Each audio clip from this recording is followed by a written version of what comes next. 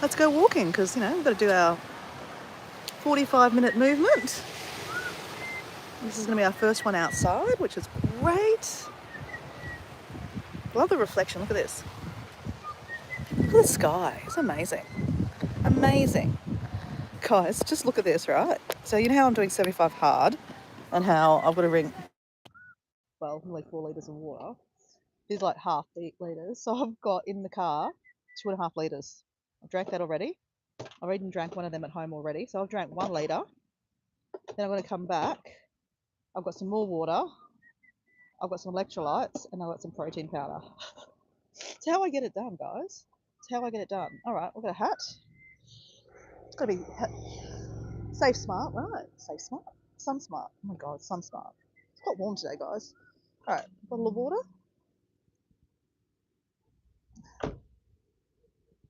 All right, let's go.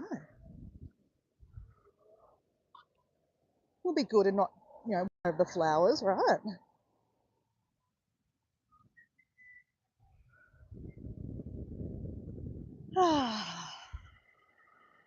This feels lovely.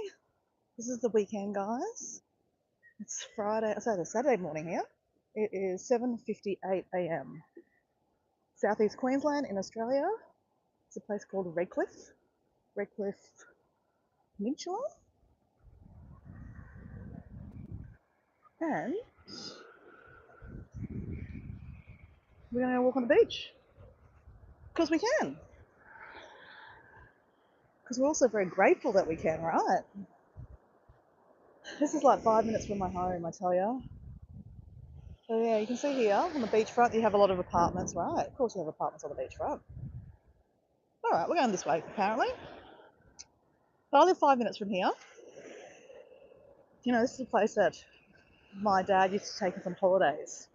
My dad was a school teacher and we lived in the country.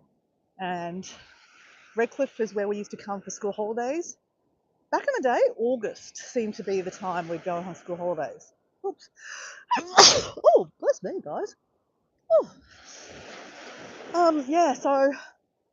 When I did the live yesterday down at Queen's Beach, Scarborough, that's where we used to go on holidays. We used to stay across the road from the beach there. We'd stay at the same motel each year. And why I know it was August is because the lady that owned the motel used to go to the Ekka, the Brisbane exhibition, and she would come back with like Australian flags and little trinkets and stuff. And we would never go to the show, but because we're there for the beach, right? But she would bring something back for my sister and myself, which was kind of nice. So that's why I know it was around the exhibition time, which is always around August time. But now school holidays starts yesterday actually. So the next 2 weeks of school holidays. So the little munchkins will be everywhere. So a lot of people have gone away camping probably in all different places. Hi, Inspired Arts. How are you? Thank you. Good morning to you. Whereabouts are you based? I'm in southeast Queensland in a place called Redcliffe, the Redcliffe Peninsula.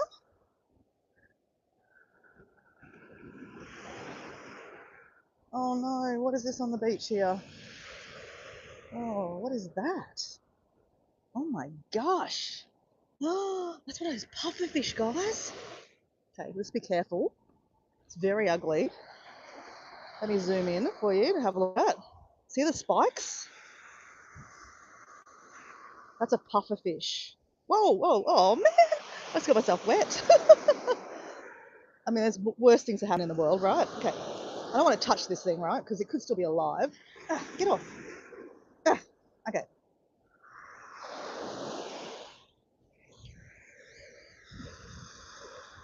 Look at the spikes. Ooh, yuck. Yuck.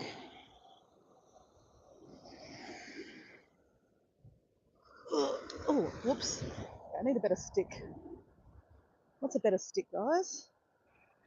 I can use our foot. Oh, yuck.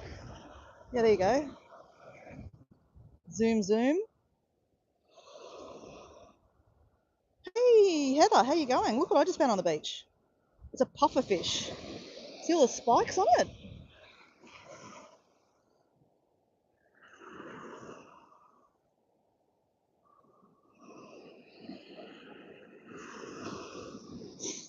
Yeah, they're weird, aren't they? Look at that.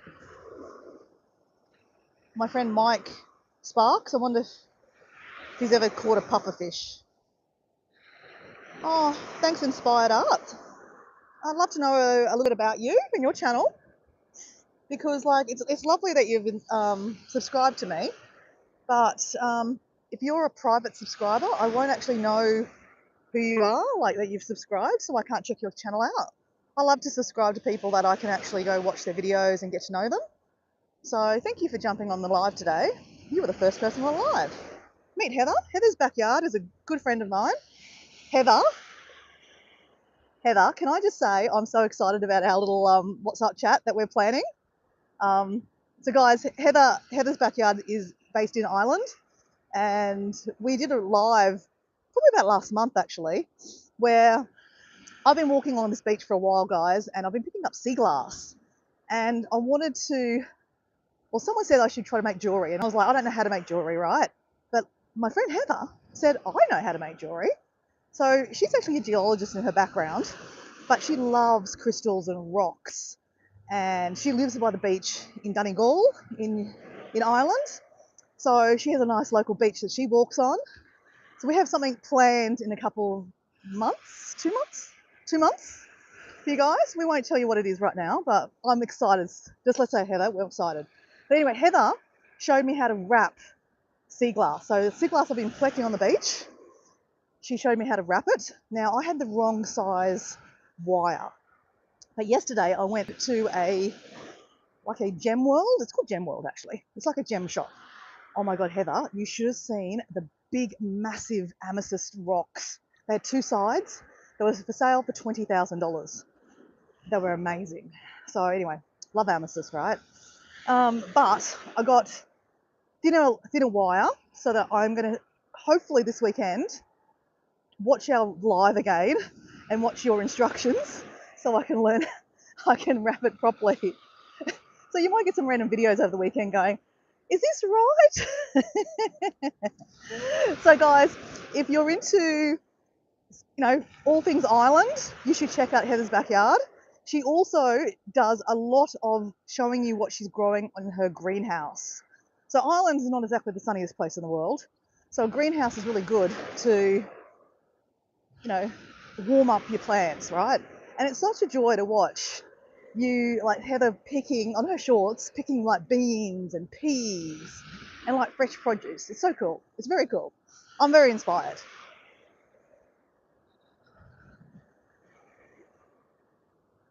I look nice today. Oh, thank you very much. Oh, shivers. Okay, looks like the tide's coming up, guys. So I was inspired the other day I was in a nursery. So guys, I might be a travel channel slash adventure, but I'm obsessed with growing plants, like growing my own vegetables. I think it's a real honor to be able to grow something in your backyard or on your back deck or something like that, in a pot or in the ground. Watch it, grow, look after it, and then pick it, right? I think there's something really beautiful about that. Now, I didn't have children, so maybe it's the same for children. Watching a child grow. I mean, you don't eat a child, but you know what I'm saying. But yeah, maybe that's the closest I'm going to feel of the maternal is by, growing plants.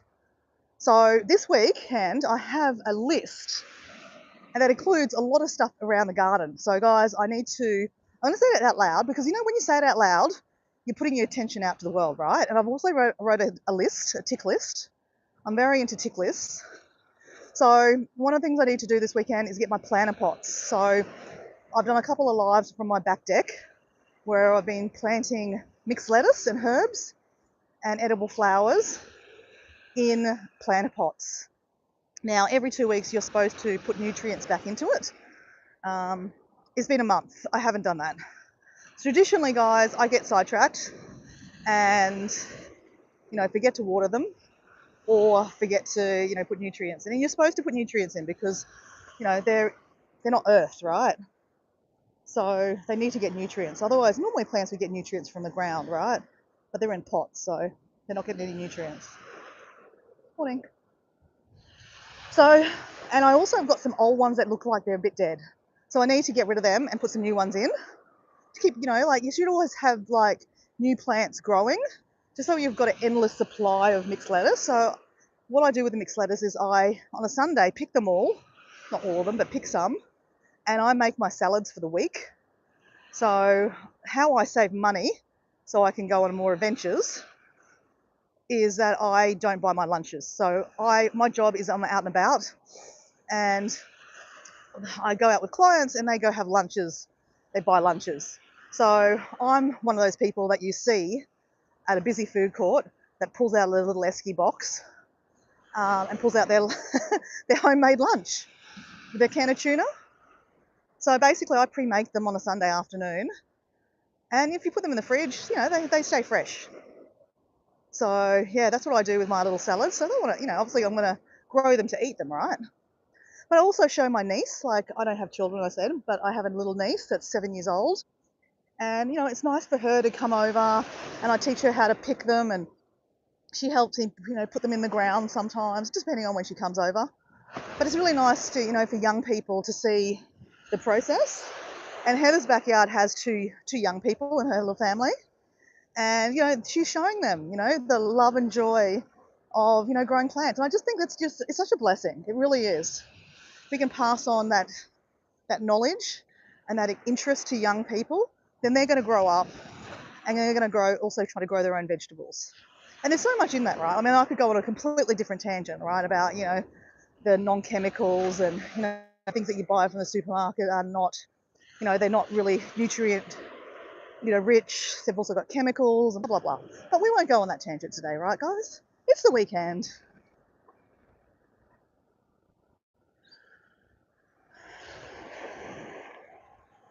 Southampton. No, this is in Australia. So this is a place called Redcliffe. This is called the Redcliffe Peninsula. That's actually a school, guys. That school is called the Humpy Bong. It's a really interesting name, Humpy Bong State School. So that's a primary school or elementary school right across the road from the beach. So most mornings when I'm walking through here on a school day, you see kids playing down here before they go to school. Isn't that beautiful? So this is Moreton Bay. This is a bay, guys, because in front of us is an island. You can see an island there. That is an island called Moreton Island, hence why this bay is called Moreton Island. So we're like 30 minutes away from Brisbane City. So Brisbane is the capital of Queensland. Queensland is called the sunny state in Australia. So yeah, that's where I live. This is my backyard, so to speak. I'm 5 minutes from here. Whoa, whoa, whoa, whoa. So if you're new here, I'm Dora. And yeah, I like to have adventures. And my kind of goal in life, which is, I don't know if I say it was my goal in life, but one of my goals in life, right, is to see 80 countries. So when I say my handle is Explorer, meaning explore, right, but in Espanol, because I used to live in Mexico. And Dora is my alter ego, it's my nickname. And 80 is the 80 countries that I would like to visit in my lifetime. So I'm at country number 62, which was Luxembourg back in May. And also Samoa, I saw, was country number 61 in May. May was a good month. It was my birthday month. So 63, country 63, I don't know what that's going to be. Let's just make it unfold, right? But I'm in the works at the moment to actually go to Bali. So I don't know, Heather, if you've heard this. I think you have heard this. We talk about this.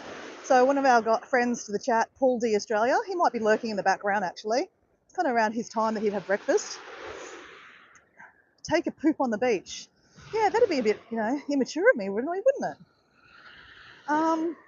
So Heather, Paul was going to Bali in March and he's invited me along, and then I've invited Jazz and Nicola. So you're familiar with Jazz, Nomad TV, and Nicola's recipes. So yeah, they're going to be both in Malaysia anyway in March. So it's not that far. It's like an hour flight from Kuala Lumpur to Denpasar in Bali. So it's very exciting. Oh, Heather got rid of the weirdo. Good-o. I mean, I was just like, ugh, what an idiot. So I'm very excited about that. But that'll be in March. But I have been to Indonesia before. Obviously, I'm half Indonesian. My Christian name, or my given name, is Mutiara. I'll say that again, Mutiara. So Mutiara is an Indonesian word for pearl. So my mum is Indonesian, my dad's Australian. I was born in the Brisbane hospital, and I've never lived in Indonesia. But I have travelled to Indonesia quite a bit.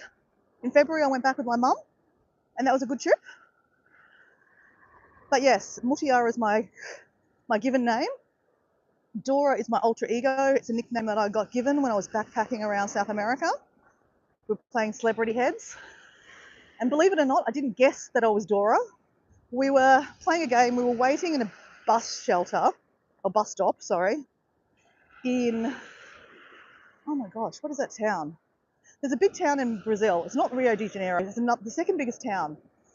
Oh my God, I can't even think of the name of it. The reason why I can't think of it is because I didn't actually go to it. I was in the bus stop there. They just told us, this was 15 years ago now, but back then it was a little bit unsafe. Sao Paulo, that's what it is, Sao Paulo. So we were in Sao Paulo, in the bus stop. I was with some friends, and we were told that we really shouldn't leave the bus stop just because it's not very safe in Sao Paulo. Time Brazil wasn't really that safe. I mean, most places are not safe. You just got to be careful, right? Don't walk around with your Rolex watch, you know? Hide your Rolex watch, if you have a Rolex watch. I don't have a Rolex watch. That's a holiday, right? If no one gave me a Rolex watch, I'd probably hock it in and then go on a holiday. Hey Mike, how you going? I was just talking about you, Mike, actually. We just saw a puffer fish on the beach. And I was saying to Heather, I wonder if Mike has caught a puffer fish before. So have you caught a puffer fish before, Mike?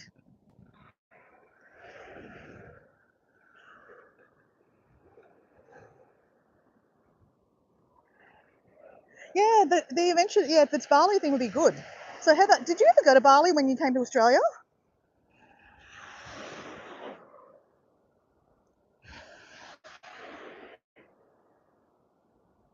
So we're definitely not going to be able to get around to the point today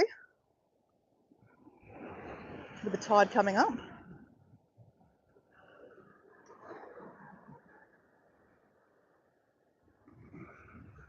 You went to Singapore. Okay. Yeah, so I don't know about Bali. I know about Bali. I love Bali, actually.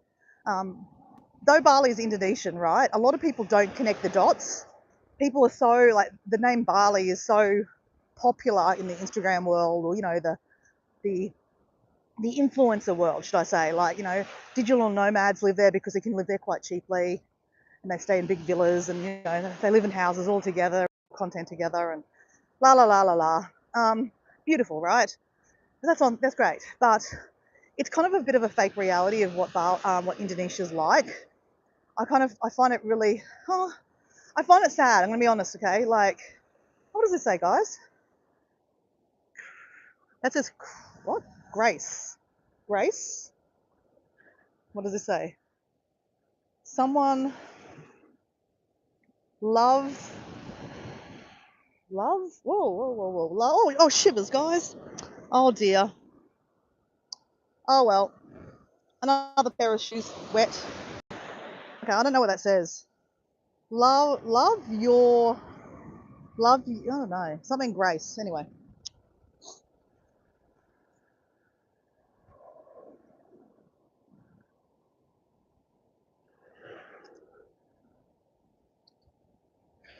So yeah, what I'm saying about Bali, like, everyone goes to Bali and they go to, not everyone, but like generalizing here, guys, but a lot of people go to Bali and they go to all the hot spots, right? They have to go to Nusa Penida, which is, I've never been, to be honest. It's like the famous kind of viewpoint, and you look down, there's like this little kind of dinosaur-looking island, and at the moment the Chinese people are building a elevator so they can elevate people down the lift, down instead of going down these rickety old stairs that are apparently quite dangerous. So that's going to bring more tourists to that area. which, Bali's got an issue already. They've got no traffic, they've got no infrastructure, as in, like, I don't know if you've read the details about Tulum in Mexico. Tulum in Mexico is another kind of hotspot for Instagram and influencers. So basically, the sewerage system can't keep up with the demand of people coming to the country or to that location in Tulum. So Tulum is in like the Mexican Riviera, just down the road from Cancun and Playa del Carmen. So it's very, very popular. And yeah, it just can't keep up with demand. And the roads are really skinny. They can't build bigger roads because they didn't think about that back in the day. So the same in Bali. The roads are really terrible and the traffic is really bad. And there's 1,000,001 scooters going around. People get drunk because it's really cheap. And they do tourists get taken advantage of because, they get there, they go there and they get so mighty drunk. Of course, tourists, the locals are just going to take advantage. Is that good or bad? I don't know. Like, locals are going to make a dollar, right? But, some things that happen are not good. Like, anyway, let's go. What I'm trying to say is that when I'm going next year, I don't know, I think I'm going to go for about 10 days. Paul's going for 10 days. Paul's been 20 times actually. So he's quite he's a regular there. So I'm actually quite interested to pick his brain on, places that are to go that he loved that aren't so touristy. I mean, maybe he likes the tourist places. I don't know. But I'm not that keen on doing the touristy stuff. Though Jazz has never been to Bali, so she might be interested in doing touristy stuff. So I don't know. But I'm interested in finding some, out of the way places that are not so busy. Now, can we play Russian roulette? And then we get spiked? Probably not.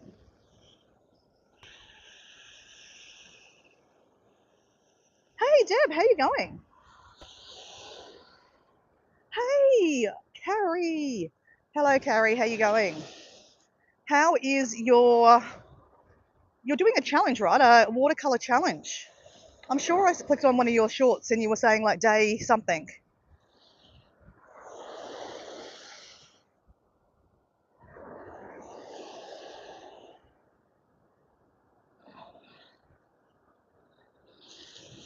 Ah, you're right. Carrie, it said love, mercy, grace was on the water. Okay, we're going to go past it again. Oh, we needed someone to do that. Okay, thank you for saying that. Sometimes when you're standing on top of it, you can't really read it. So glad that you actually read that. Thank you. Ivan, yes, I've got shoes on. Sadly, I really do like walking barefoot because I think it's really good to be grounded, right? And sometimes I do go barefoot, but I also pick up a lot of sea glass off the beach. And I've also picked up many syringes off the beach too. So there's a bit of a fine line.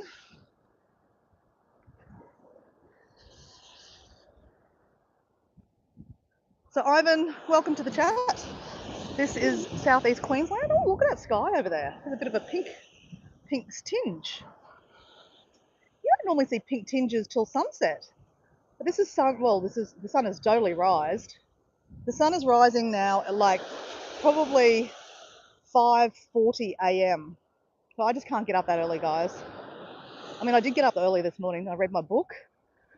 So at the moment I'm doing 75 hard, which is, if you've not heard of that before, it's a bit of a mental challenge. I'm on day 26 and my friend Jazz is doing her own version, which is called, she's doing 75 balance, and she'll be on day 19. Yeah, so that's exciting. Oh, she's on day 20, I think. She's 6 days behind me. So I'm on day 26. So yeah, she's feeling really, really good. And yeah, I'm feeling quite relaxed into it. On top of all the water I've got to drink. So you're going to drink a gallon of water, which is a lot, right? Which is 3.7 litres here in Australia. But I just kind of go, this is 500 mils. I've got to do 8 of these. Makes it easier, right? Otherwise, I'm not going to count out exactly milligram to the milligram. But I'm finding that if I exercise first thing in the morning and I drink all my water, most of my water, I'm on top of it. But if I don't exercise in the morning and I leave my exercise to the afternoon, I'm not drinking as much water, right? So when you do movement, you do drink a lot more water, right? That's the whole idea. Okay, so Carrie's saying here, love, mercy. Oh, you're right. Oh, isn't that beautiful? Here we go. I'll show you a bit of a, oh, you can see that now. Love, mercy,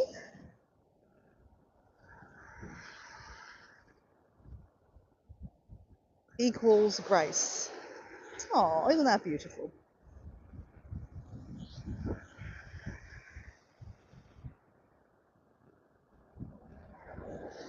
Morning.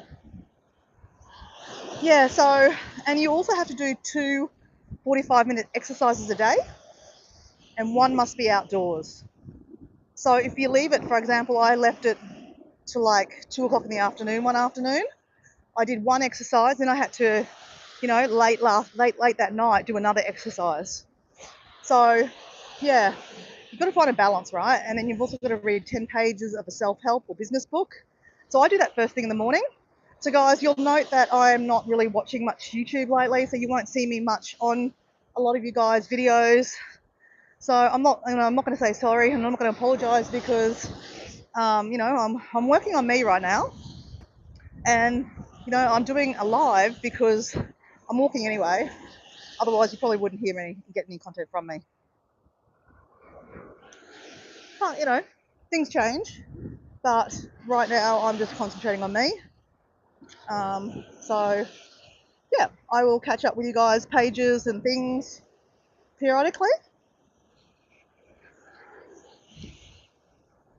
But normally I would wake up in the morning and do a bit of scrolling, but I'm not doing that now. I'm waking up, reading my 10 pages and going for a walk or exercise of some description. This morning though, I did read my 10 pages and then I did a bit of scrolling. Only ever a little bit.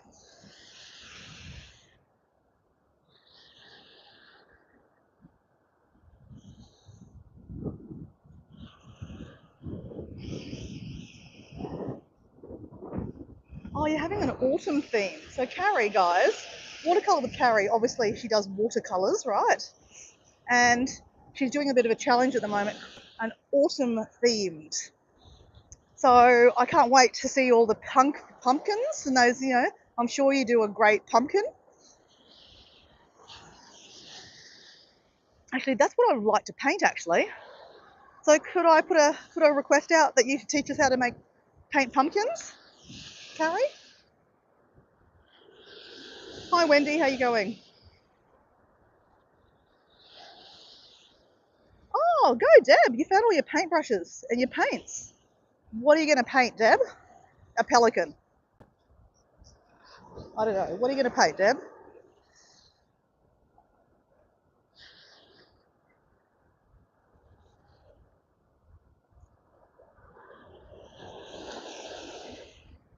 Oh, okay. So Springtrap is Wendy. Okay. You changed your name to Wendy. Okay. So, guys, Springtrap is, you don't need to go follow that person. Or I never promote sub for sub at all. But I know you guys sometimes like to go sub people.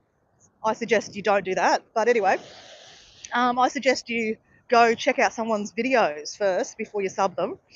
But Springtrap is actually under 16, guys. So we're definitely not promoting Springtrap, which is Wendy. Okay, Springtrap, can I understand why are you called Wendy? You don't have to answer that either. You can call yourself whatever you want to call, right? But anyway, you might have to remind me that every time you come on as Wendy, because I probably won't remember. How are you? Anyway, I haven't been for a long time.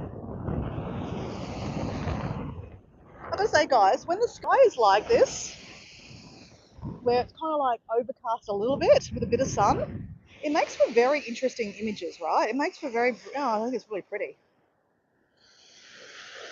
Very different. And then you go over here, more cloudy and stormy looking. Don't hate that. Would make a nice painting, just saying.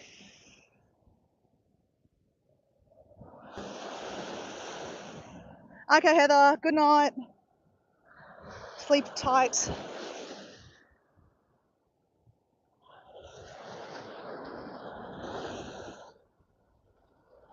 Oh, so you had a baby possum in your house. They are so cute, aren't they? How to get into your house, Deb? I mean, I know they can kind of squeeze into a lot of tight little spots. We have one sleeping in our roof because our roof is exposed at the moment because we're renovating. And we also have one sleeping in our garage. Whoa. So we haven't seen a pelican this morning, guys. It's like the pelicans have slept in on this weekend.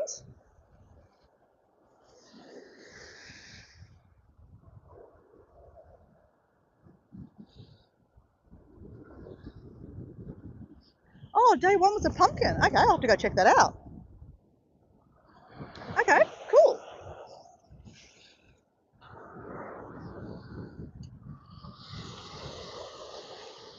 I reckon you could paint a pelican if you wanted to. Deb, you can do anything you want. Isn't it interesting? Sometimes when I'm walking, right, I'm walking around those stormwater drains, and today they're nearly covered over. It's amazing how the tide moves and shifts, right? Love it. I guess when you walk on a beach enough, you see different things, right? It's amazing. So how are you going, Mike? You're recovered, right? And you're back to work.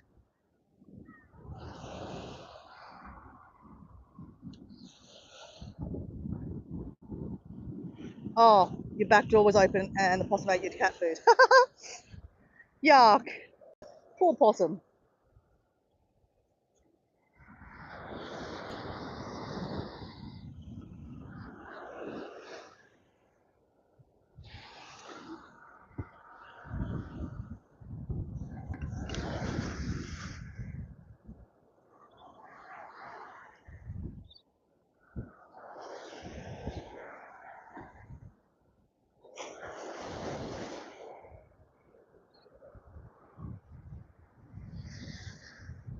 You're back to normal. Okay, good.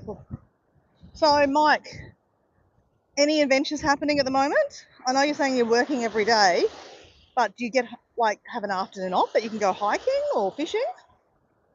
Are you fishing right now after work? What's going on? What's making Mike, feeling happy and adventurous at the moment?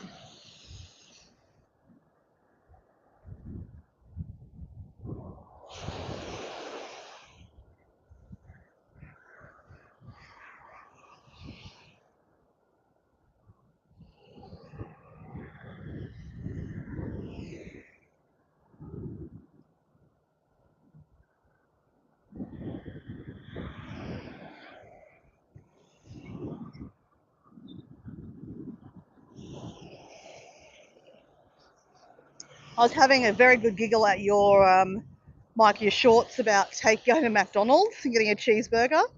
And then I'm like, oh, Mike, you've just been talking about how, you couldn't go on the helicopter because of your weight. And then I'm like, oh my God, he's eating cheeseburgers. What the hell? And then he's like giving it to his dogs. That was very funny. Very cute, actually. Gotta say, I am craving a cheeky cheeseburger. I don't know, what is it about cheeseburgers, guys? Tell me, because yeah, I am craving everything bad at the moment. Because on this 75 hard, there's no alcohol, there's no takeaway food, and it would be silly of me, yeah, well, I'm not going to break, right? If you break, you've got to go back to day one. So, yeah, I've been like one of the clients that I sit with and I have my lunch. I'm eating my salad, right? My salad and tuna for lunch. She's eating sushi. And I love sushi, guys. Love it. I don't know who likes sushi. Anyway, I'm eating a can of tuna. She's having tuna and avocado sushi. And you know what I do? I go, can I smell it?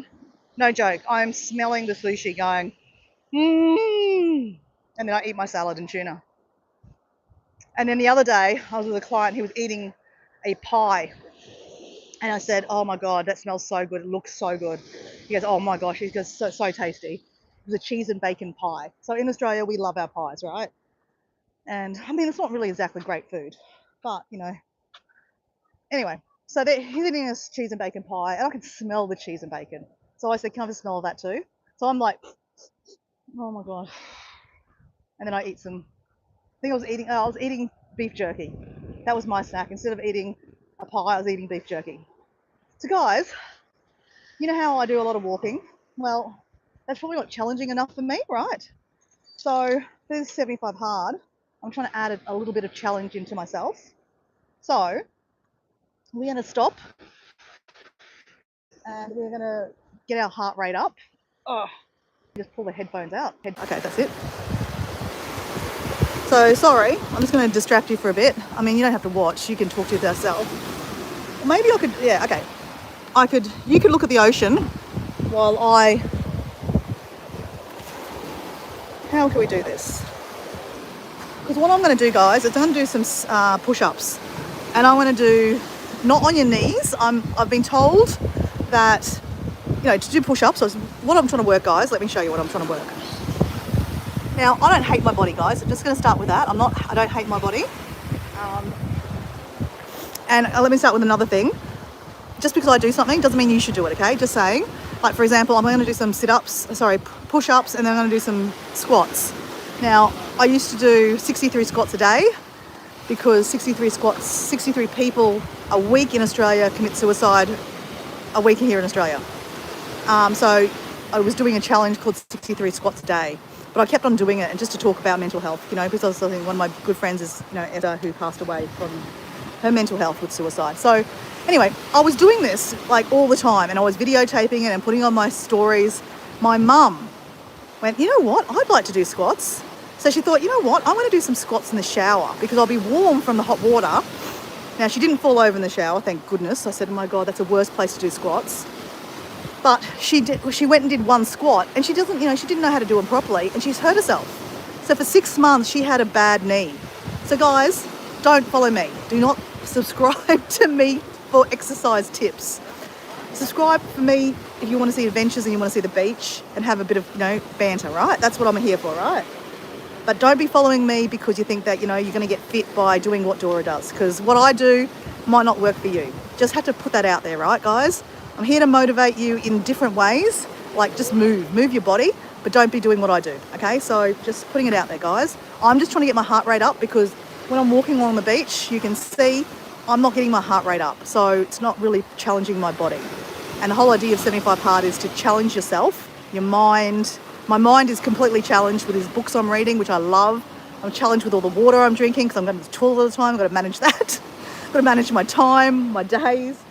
But the exercise, I can walk all day, right? I sound very stuck up by saying that, but I'm very grateful that these legs, my ankles, everything, they carry me. I'm very, very, thank the lucky stars, the moon, the sky, God, Allah, Buddha. I'm very grateful, but I need to get my heart rate up. So let me just do that, okay? So guys, talk to yourself. Yeah.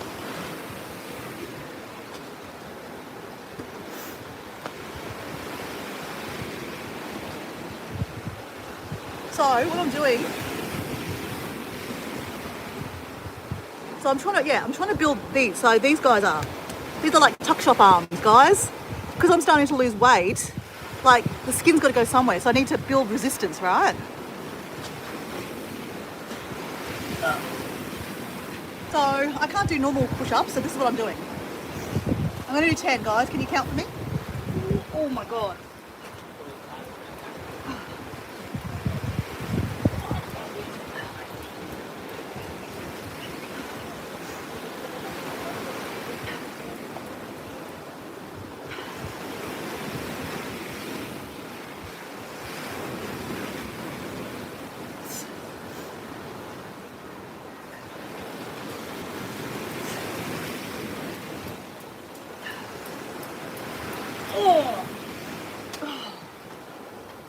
Oh my goodness.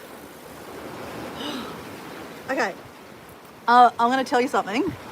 I was doing it on my bench at home, which is probably this height. When I do it this height, it's a lot easier. I'm going to show you, okay? And yes, I'm not doing it right, guys, okay? I've only just started doing, so technique is not exactly my thing right now, okay? I'm just trying to move. So don't be watching me for technique, okay? Don't do that. Like, this is all how, when I'm higher, I can do this a lot better, right? I'll show you. Legs spread up. Oh. But I'm using my own resistance, right? Whew.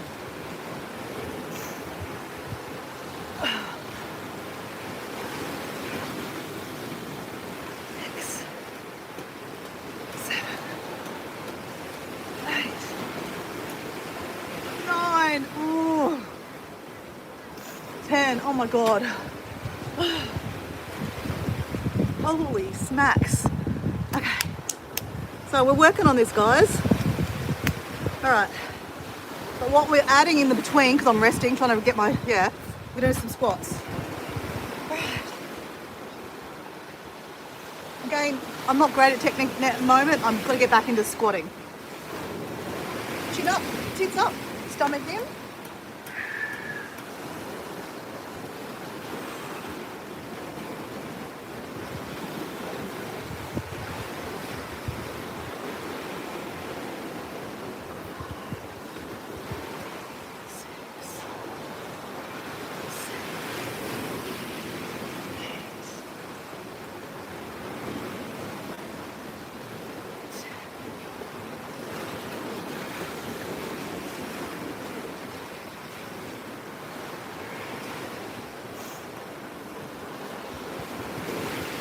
$15, $16, $17, $18, $19, $20. Hold, hold, hold. Little squats. Oh, no, I'm done. Okay. See how my heart rate is? Yeah. That's good. That's what you want, right? Okay.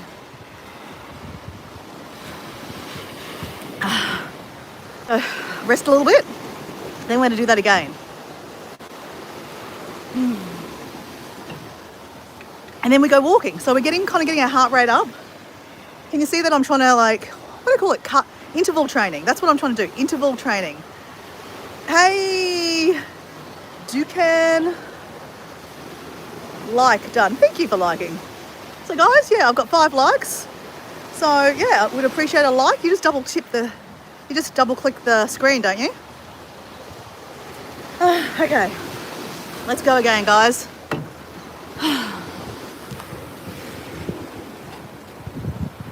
I'm going to do the top one, guys. It's a lot easier. I'm hurting. No, okay. We'll try to do as many as we can down low, and then we'll go up, okay? I'm trying to challenge myself, right? All right. All right, we can do this.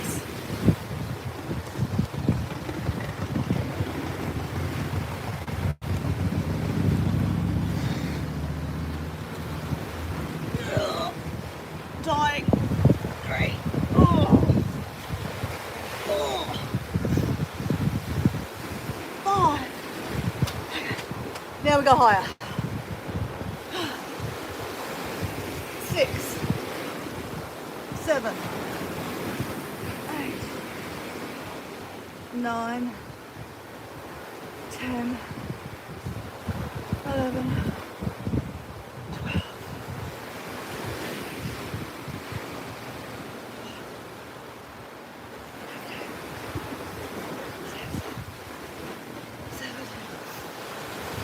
18, 19, 20. Holy smacks. Okay.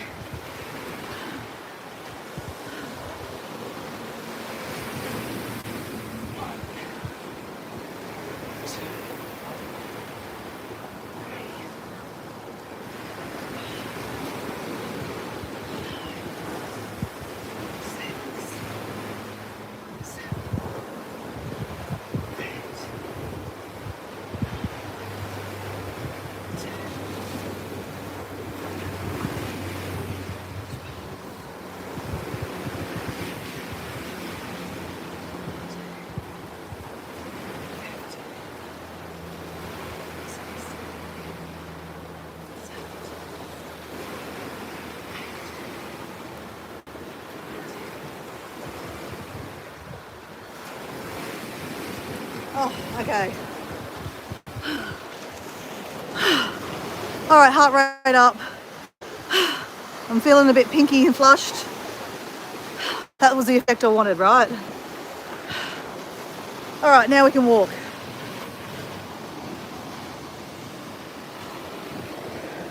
Let's get all our bits and pieces.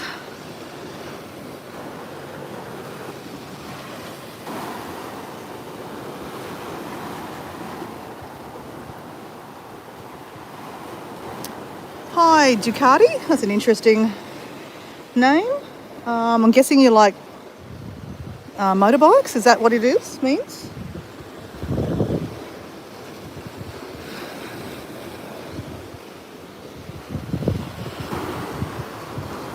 Okay, hold on a second, guys.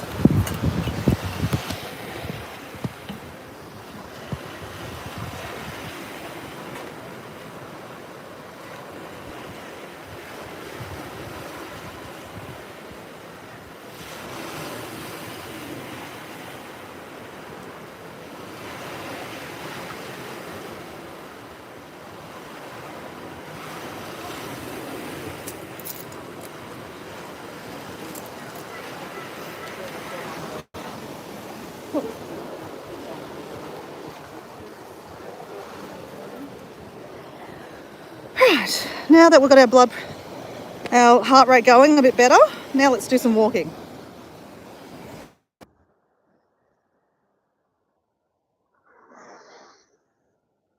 So guys, new to the chat, we're walking on a beach in Redcliffe in southeast Queensland in Australia. So it's a bit overcast on this side and then more sunnier on this side. But yeah, I think, oh, look at this, guys. Got a whole lot of people kayaking. There's a kayak group, like a Brisbane kayak group, and they go to different locations to go kayaking. So I'd say that's them.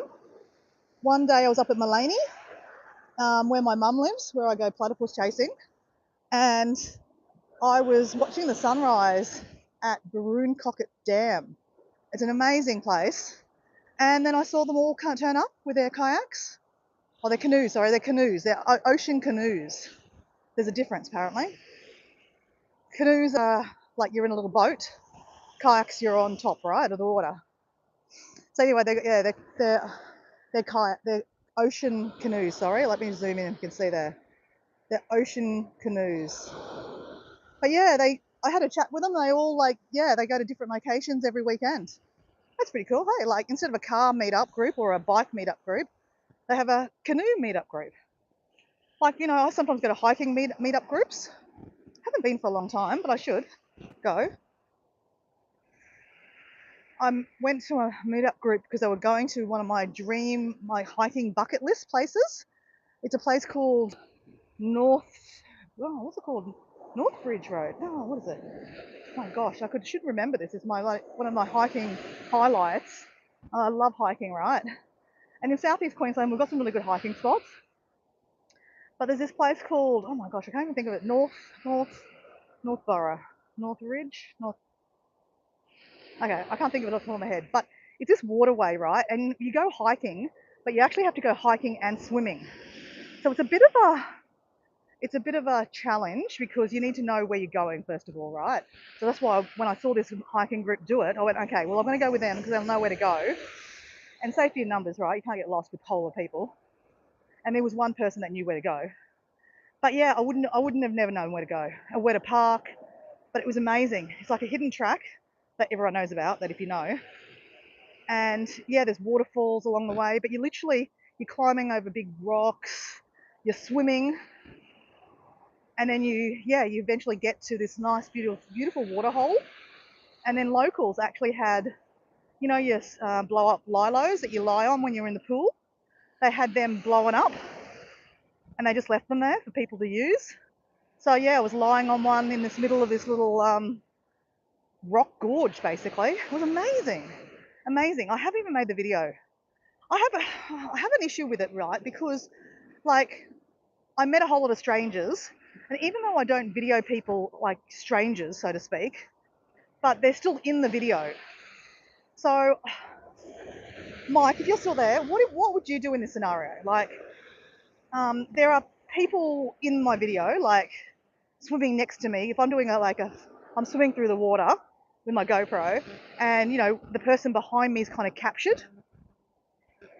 I don't know these people to send them a message and going, hey, do you mind if I put your face that's behind my, selfie in my YouTube video? I'm not that famous on YouTube, right? Not many people are going to see it. But, there's privacy, right? Hey, so Mike, here's this pufferfish that I was looking at before.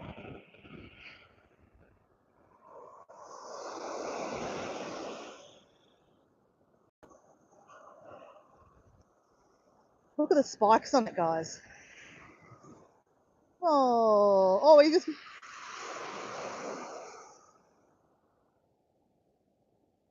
Hey, Paul, how you going? Just in time to see an ugly-looking puffer fish. So, Paul, let me ask you this question. Paul, I was just talking about a hiking meetup group that I did, and I was talking about, let's tell you how my little story comes about. I was just talking about these they're canoes, water canoe people, and they're a meetup group. They meet up every weekend, and they go like kayaking in different waterways. So, and I've met them once upon a time at Mullaney at Baroon Pocket Dam. I was watching the sunrise one morning, and they were all there, and I had a chat to them, and they were like, "Oh yeah, no, we go canoeing in different locations around southeast Queensland." I was like, "Oh, how cool is that?" So anyway, I was just thinking about meetup groups. Like there's car meetup groups, and there's someone in the chat now called Ducati 206. So I was like, "Oh, you must like motorbikes, right?" So I'm like, there's motorbike meetup groups, there's car meetup groups, there's everything kind of meetup group.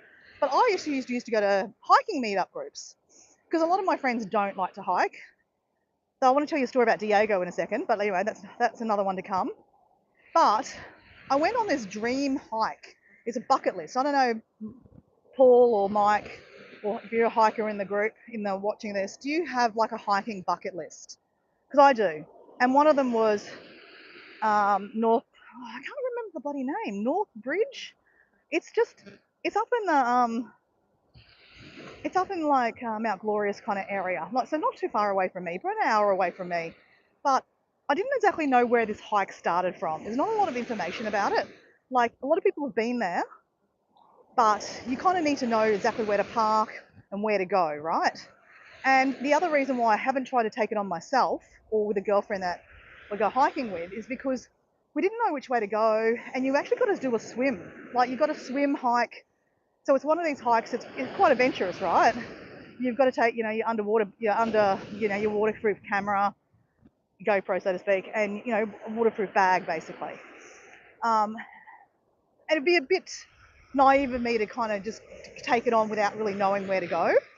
So when I saw that the meetup group were doing this walk, and then one of the guides that was looking, organising it, she obviously has gone there a lot of times. So I thought, okay, well, safety in numbers, and I'm not shy, so I loved it, right? But I'd love to post this video, but when I'm swimming along with my GoPro, I'm doing a selfie as I do, doing a selfie in the water, swimming away in this amazing gorge. It was amazing, and I'm like, where am I? It was amazing, right?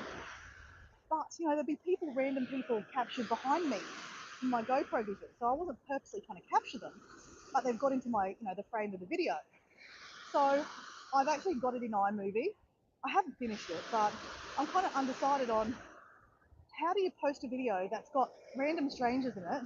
I can't reach out to them because they're not Facebook friends. They're not even on Facebook that I can find them, kind of thing. To say, hey, do you mind if your random picture is just on my YouTube video. I'm not famous on YouTube or anything, but like some randoms might see it across the world, and they might see you. Are you running away from an ex-boyfriend or something? You know what I'm trying to say, guys. So what do you think? See you, Carrie. How you going? See you, mate. Bye. I'll check out your pumpkin painting later. So what do you think, Paul, or anyone listening? What do you think? I mean, I'm not intentionally putting them on the screen, right? But they just happen to be in my frame. Like, these people having a coffee there. I'm not intentionally videotaping them, but, they're in my frame.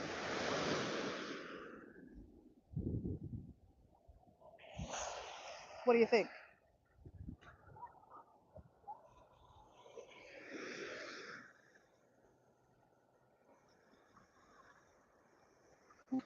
Well, that's true. It's easy to beg for forgiveness, right, than ask permission. That's true. That's true. And it's not like I've got them talking for 5 minutes, right? That's a different story, right? Okay. Thanks, Paul. I knew you'd be the right person for the job.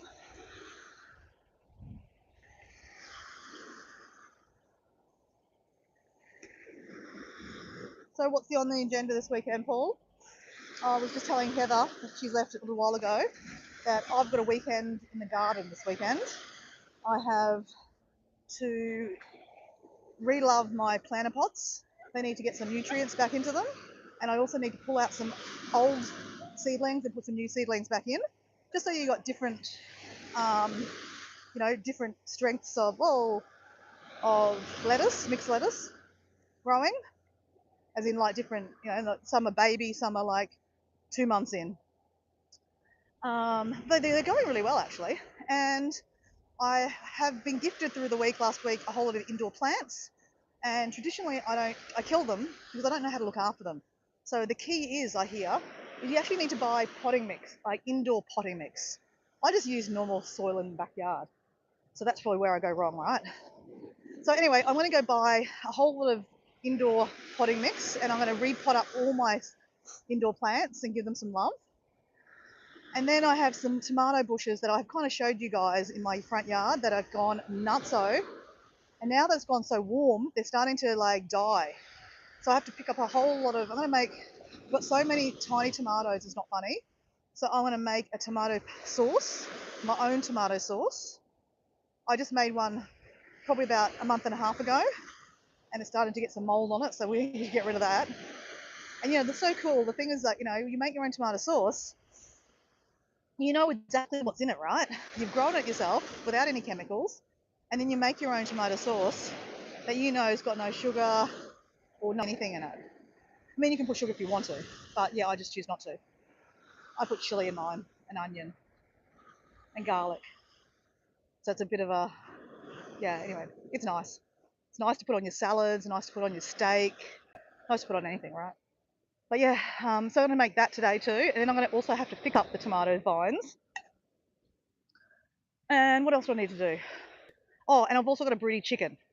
So, broody chicken, I need to get her. So, if you don't know what a broody chicken is, they're clucky. If you don't know what a clucky means, it means that they want to actually have babies. They want to have little chicks.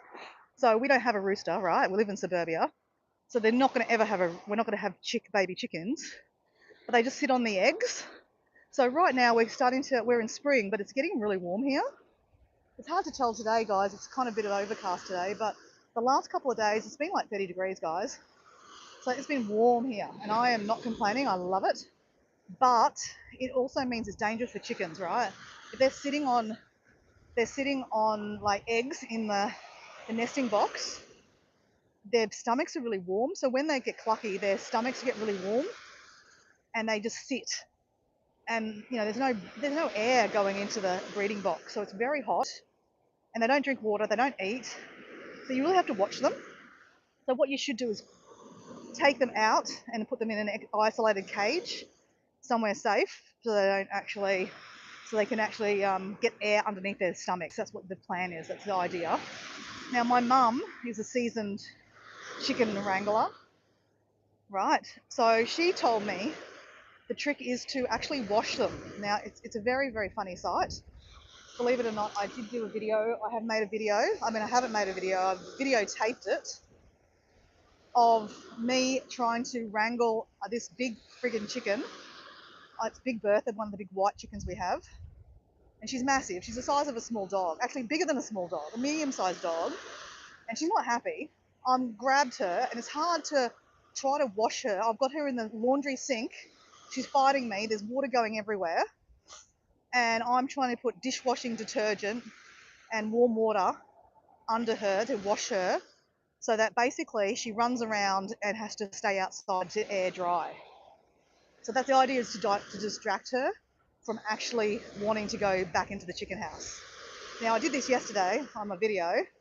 Actually, I'm not going to tell you what happens, because I'm actually going to try to vet that video out. Who am I joking? Anyway, let's put it this way. It's funny. And I should post it because it's very funny. Hey, Gina, how you going? Isn't it an interesting sky today? It's kind of overcast today, Gina. So guys, I'm going to turn around because I remembered my car is way up this way. I normally park here, but they had this morning, on a Saturday morning here, they have the park run, which is the 5K free run they do, or walk. and there was a whole lot of people parked here, so I couldn't park here. So I parked on the other end. So how are you, Miss Gina? And how's your gorgeous son?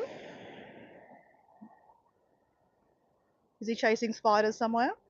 I'm joking. It's so funny. Your son Jay is so funny how he is so scared of spiders and everything in Australia that will kill us. Actually, we just found something on the beach that would kill us. A pufferfish. It's got these big spikes. If you're lucky, if you're still around, I'll show you when we get back up here. Oh, guys, well, I've got to pick this up. Oops.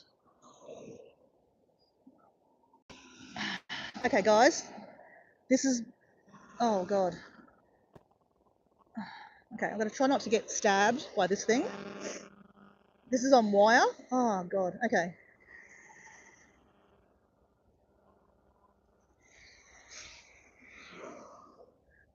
I don't want to get a hook in me, but there's obviously a whole big hooky in here somehow. Oh, Jesus. I need something to dig this up, guys. Because there's a hook in there that's going to hurt a turtle, right? Or a seagull or a pelican. So this is obviously a little lure. And somewhere in here will be a hook. And I don't want to hook myself. But this wire is really dangerous, guys, for animals. I'm just trying to be careful. I don't want to actually hook myself. Oh, man. Why is it so heavy? Oh, freaking hell. Oh. Sorry, guys. I don't want to cut myself. That hurt. See the wire? Oh, there we go. There's the hook. Okay. Oh, okay. We don't want to hook ourselves. Okay. How are we going to do this, guys? It's not going to need a shovel because this is really heavy.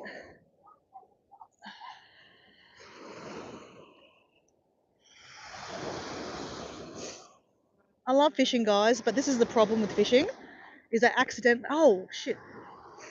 Okay. All right, let's just kick. It's probably the easiest thing to do.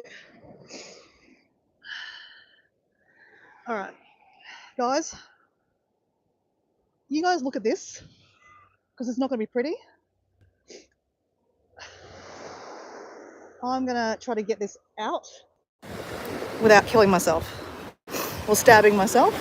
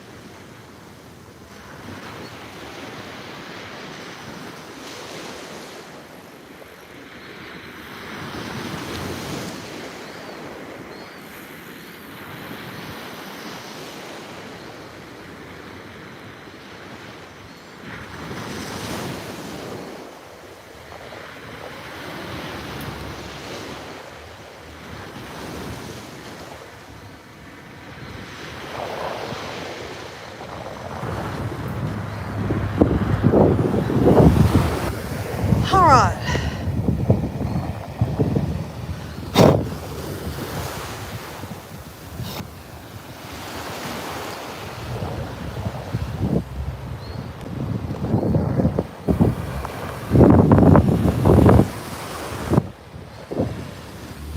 Oh. So guys, I'm just wangling my headphones. I think I got them sand in them, and they don't like any sand in them, right? So I got it in the bin. I had to carry it like that. It was like, ouch. Okay, can you hear me? Can you hear me? Can you hear me? Testing, 1, 2, 3. I think this is working now. All right, guys. Okay, that got the heart rate going. Hey, whatever works, right, guys? And I did that because the hook, right? Like you don't want to pull pelican to get hooked by that. Imagine that. They would never get the hook out and they'd be stuck there on the beach. And then, anyway, that'd be horrible. Or a turtle. And I know it's kind of like an oxymoron because like the hook then hooks a fish and we're okay to eat a fish, right? So yes, I do know I sound like a bit of a hypocrite. But yeah, I own it. And like the fishing wire, like you can imagine, like it was hooking me up at one stage there, right? When I was kicking it.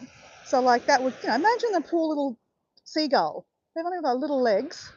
I've seen seagulls with like 1 foot because they've got it caught somewhere. And I know people hate seagulls because, they make lots of noises and they eat all your chips. But us humans are the ones that made them like that. They don't normally eat fish and chips. So anyway, that's my little bitch about that today, guys.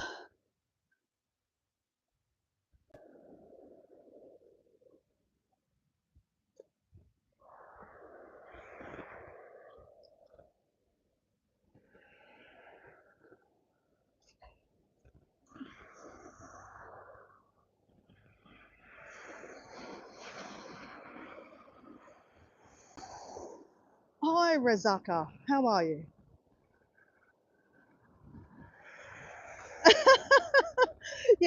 Yeah, definitely. But Paul, you need to make sure your bucket's got good handles because that's what happened to my last bucket. I killed the handle off it. I need to get another one of those buckets. They were pretty cool, actually. So I can carry all my stuff. So Paul, through the week, I don't know if you heard, but I think maybe you did. I was talking about it when I was walking somewhere. Anyway, I don't know sometimes who I talk to what to do. So I've been talking on my lives about the sea glass wind chime that I was in a nursery the other day, just window shopping, not buying, just window shopping, and I saw this amazing wind chime made out of sea glass, guys. And I was like, oh. Anyway, I sent a picture to you. Of course, of course I tagged you in it, for God's sakes. Anyway, I'm losing my brain. Anyway, so I was asking you how to make the little divots in there. So anyway, yesterday I went to a gem shop because I needed to get some new wire because you saw me do a live with Heather and I was trying to wrap the sea glass, but it wasn't very successful for me because I was using the wrong wire. It was too thick to hold. So anyway, I've got thinner wire, so now I'm going to rewatch my own live to see Heather's instructions and see if I can get a better job this time. But while I was there, I showed the lady the sea glass wind chime because like a good YouTuber, I videotaped it. And she's like, yeah, I wouldn't be using wire. She said, you use Tiger something.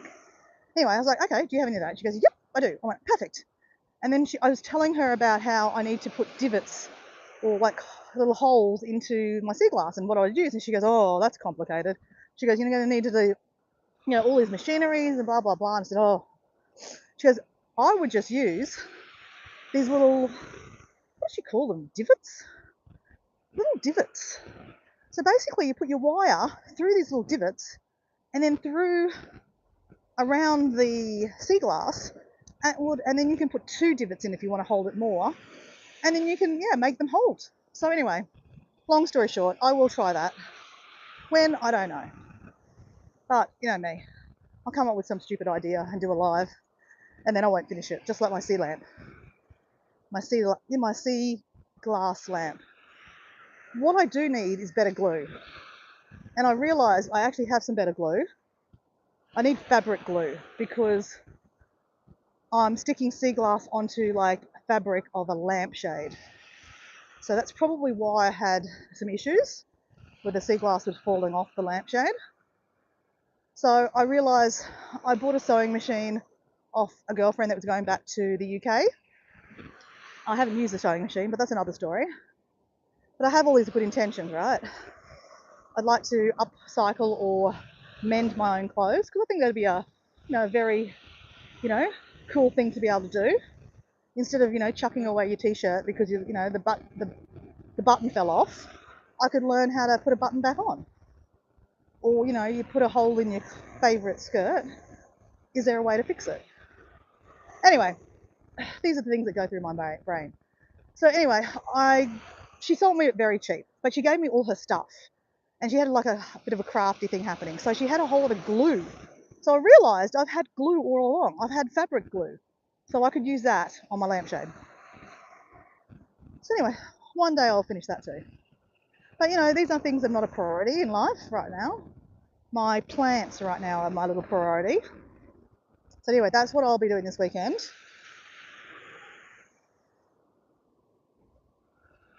I'm great, Radhika. Where's my car? Where did I put my car? Oh, there's my car. So guys, 73 minutes. I'm definitely not my 45. I'm going to finish doing some more of those push-ups and squats that I was doing before to get my heart rate going, while I have my some protein powder, should I say. So how I can drink all my waters very easily, like I'm drinking about 4 litres a day, right guys, at the moment with this 75 hard. But why I can do that quite easily is like for example, I have my green powder in the morning. Put the green powder in 500 mils of water, shake it up and just scull it down. Well, you don't normally scull water down, right? So, and then I have electrolytes that I can scull down because that's good. If you drink a lot of water, you need to have electrolytes. And also have protein powder. I'm not advertising anything, guys. I'm just telling you, because they don't ever follow me for like advice. Just do the opposite. Isn't this beautiful?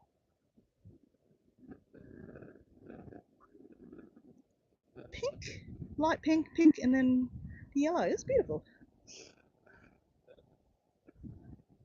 So yeah, so I'm gonna have some protein powder while I wind down, and I'm gonna finish off with some sit-ups. Sorry, push-ups. Oh, so here's my collection. That's done already.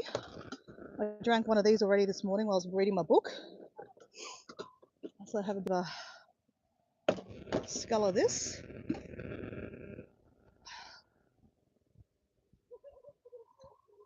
Oh.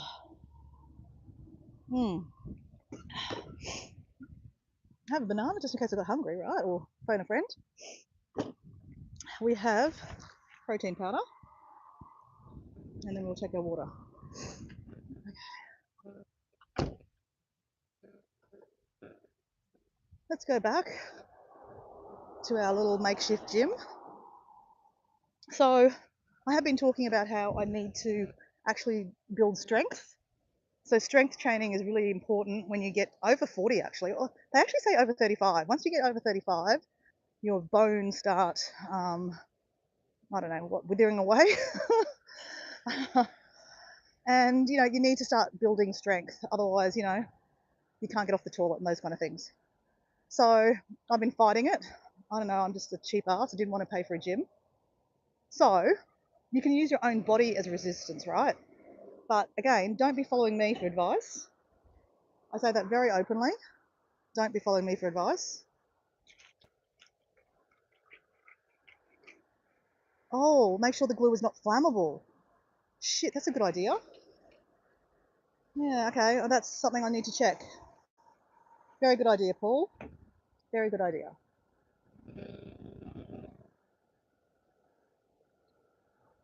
Okay, I will remember that. Because more than likely, the fabric glue I have is for fabric, right? Fabric normally, wouldn't normally be like lit up. So I've even got my battery charger today, like a good little YouTuber, because I'm such a good YouTuber and all. Very sarcastically, I say.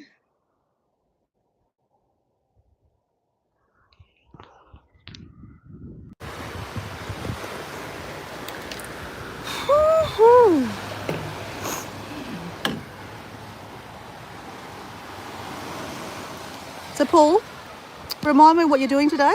What's up? What's your plans? What's your weather like, actually?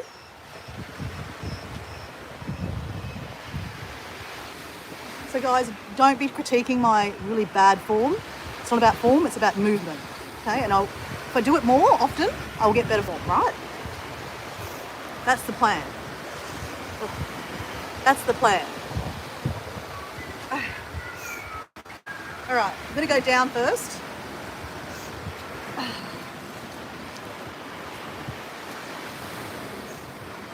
All right. Whoa, man. One,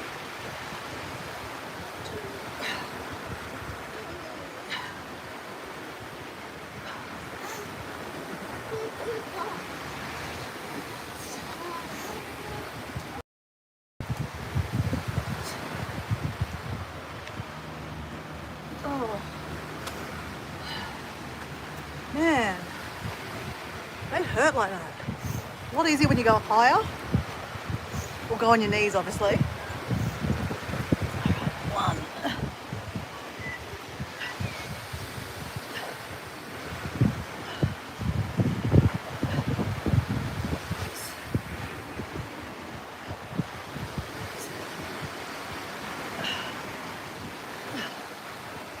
Whew, 10 done. Oh man. All right.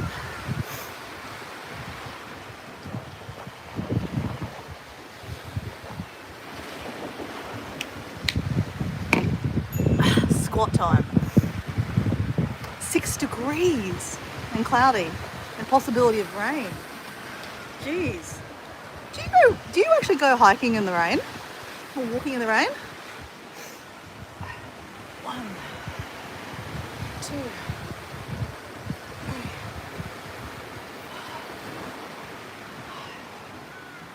6, 7, 8.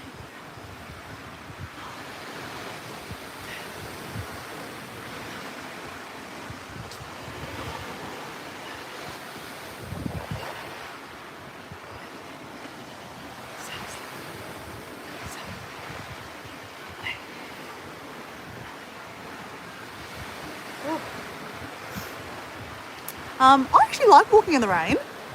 Are you a fan? Put a raincoat on or an umbrella? Oh, that's what I was talking about.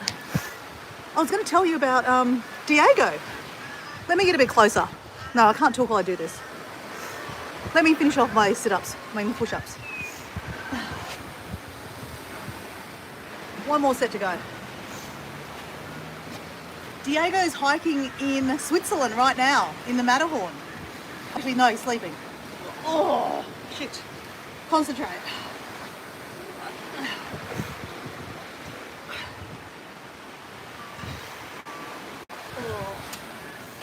Oh. Not giving up, just keep on going. Higher.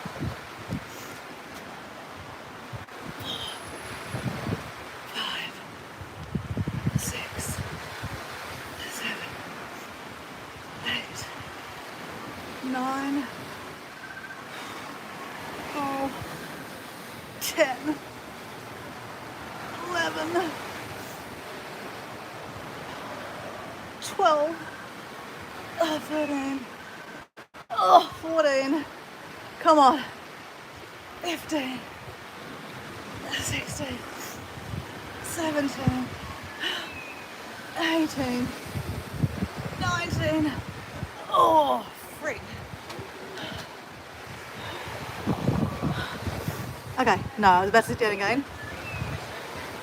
No, you Callie or Brolly. Okay. So, Diego's in Zermatt at the moment. Zermatt in Switzerland. So yesterday, or last night when we were sleeping, he was hiking. He went up to some cable car near the Matterhorn, and then you hike down, which is 10 k's down, into like the Matterhorn Glacier. So very cool, very cool. Got some videos, very cool.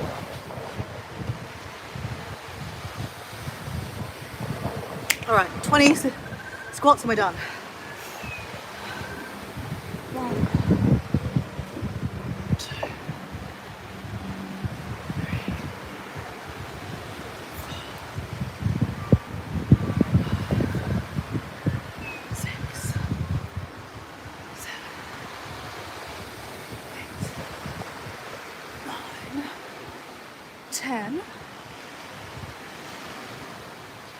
12, 13, 14,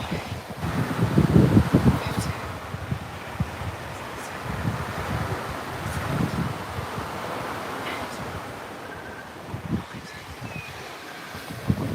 20. I'm done.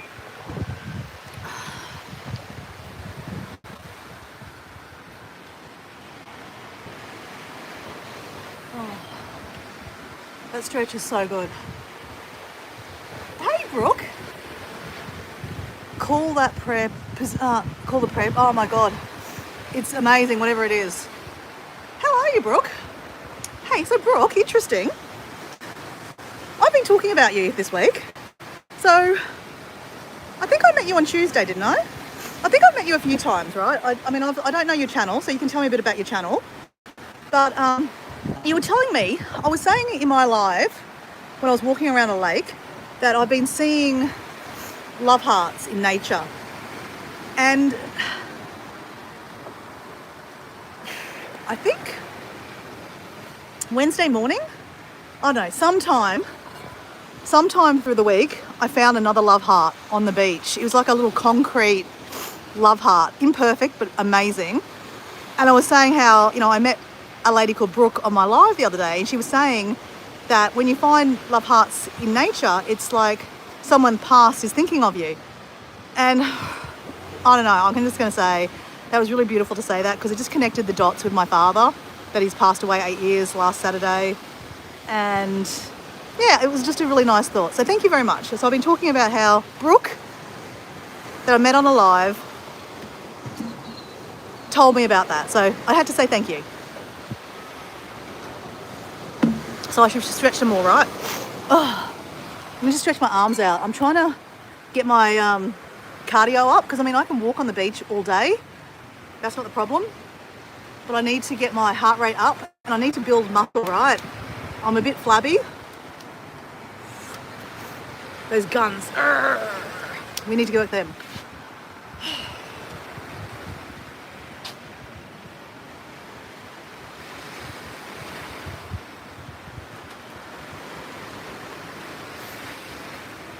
So, Brooke, what do you post about? Are you a creator at all, like, or are you just a watcher of a channel? Like, do you post videos?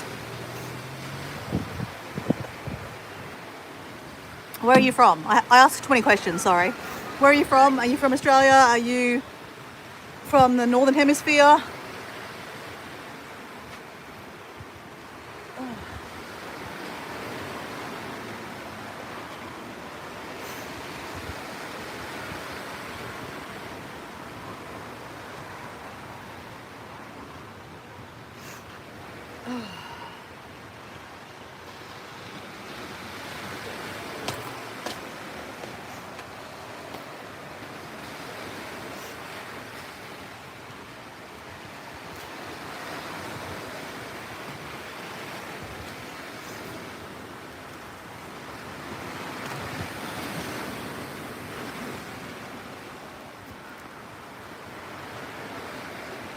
You're from South Australia. Hey, Heartthrob. Oh, okay. So, Brooke, I don't think I've ever actually seen any of your content. What do you post about? And how are you, Heartthrob? Thank you for liking my live stream. So, Brooke, can you do me a favour? Because I won't, like, as soon as I get off this live, and look, if I put Brooke into my into the search bar, I'm going to find many Brooke, so I won't be able to find your channel. So if you go to one of my videos, like not this video, But like if you go to one of my videos or shorts and just put, say hello, then I can see your handle, and then I can go check out your content. That's what I'm trying to say. And Heartthrob, I don't know about yourself. I don't even know what you post about. Do you post content too? Your skin's glowing. Yeah, thank you. I think it's all the water I've been drinking, right? 4 litres of water or a gallon of water a day. It should be glowing. So yeah, Heartthrob, do you post content, or are you just a supporter of channels? Just life, okay. Yeah, well, yeah, please, Brooke, do that, because like I said, it was very, very beautiful that you said that comment. Like, that really meant a lot to me. My dad was a massive part of my life. Obviously, he's my father, right? But yeah, that just really, it was just beautiful. Thank you. I just really appreciate that.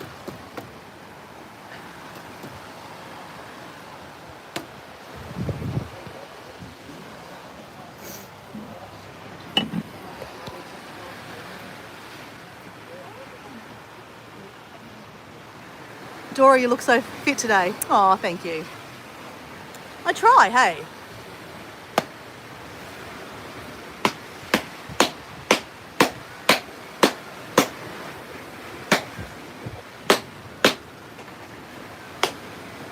I'm trying to get all the beach off my shoe,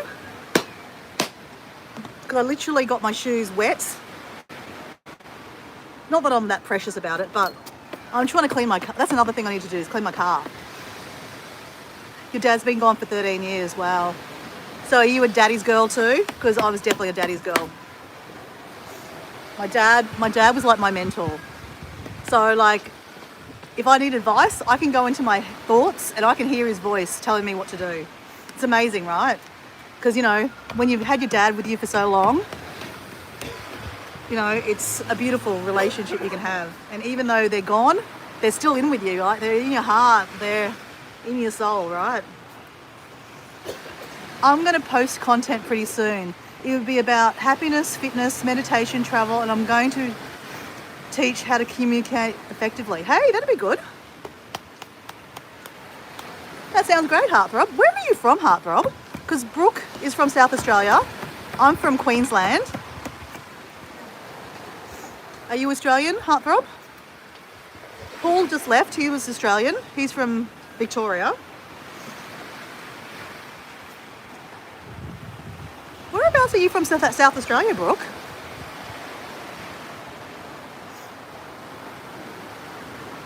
I've actually never been to South Australia.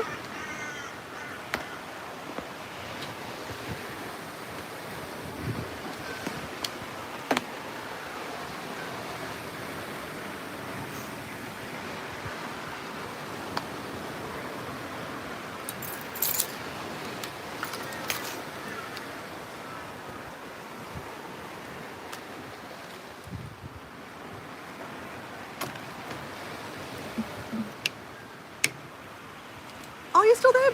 Deb, I didn't even realise you were there, Deb. Okay, well, you have a good night. Sorry, I'll carry you back to my car. You have a good sleep, Deb. The more sleep you get, the more you will recover faster, right, Deb? So we are always thinking of you, Deb, and that, hoping that, you recover from the surgery. And, I'd love you to share what the surgery you had also. But yeah, another time, Deb. Oh, look at these beautiful flowers. Look at the little pretty little purple ones. They're beautiful. So anyway, I really enjoyed that walk today, guys. Thank you for walking along with me. It's always lovely to have people to talk to and meet new people and get to know new people. Like, I didn't really know a lot about you, Brooke, so I really appreciate you getting to know me. Oh, you're from Port Bruton, 2 hours from Adelaide. Okay. So just bear with me, guys. I'm just trying to wangle getting back in my car.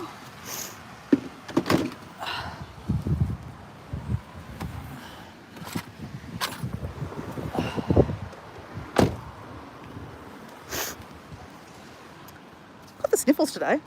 Hope I'm not coming down with anything. I might need to have some lemon and honey today. Whew, that feels better in the car. Okay, so you're from Port Broughton, 2 hours from Adelaide. Okay, I don't know the area. So it's a beachy area. What's the beach like? So heartthrob, Australian dads built like tanks, but soft from the inside. Australian fathers can be the best friends ever if you're lucky enough to have beautiful human as your father. Yeah. Yeah. Look, I don't know if you feel the same, Deb. I mean, sorry. I know, Deb, actually, you have a very good relationship with your father. He's obviously passed away too. But Brooke, you know, as I said, your dad's passed away 13 years ago. But like, do you have that relationship that you feel really, really grateful that you had a good father in your life? Because, you know, some people have fathers and they're not really present. Or you know, there's a broken family and, you know, they live with their mum, so they didn't spend much time with their father, so they don't really know their father very well. You know, there's many different relationships that, you know, people can have with their father. And I just feel really, really grateful that, you know, I had the relationship I had with my father, because we were quite close and I could go to him about any disaster, you know, boyfriend troubles, work troubles, health troubles, money troubles, all those kind of things. And, you know, he would put a perspective on it. He wouldn't give me the answer because, you know, he was very much like, you know, you need to seek the answer yourself. But, you know, he'd help prompt to have that thoughts. And I think that's really important when you're growing up and, you know, you're a young adult, to have, you know, these role models in your life to shape you. So I don't know, I just feel internally grateful that my father was my father. I don't know if you feel the same, Brooke. I'm sure Deb feels the same.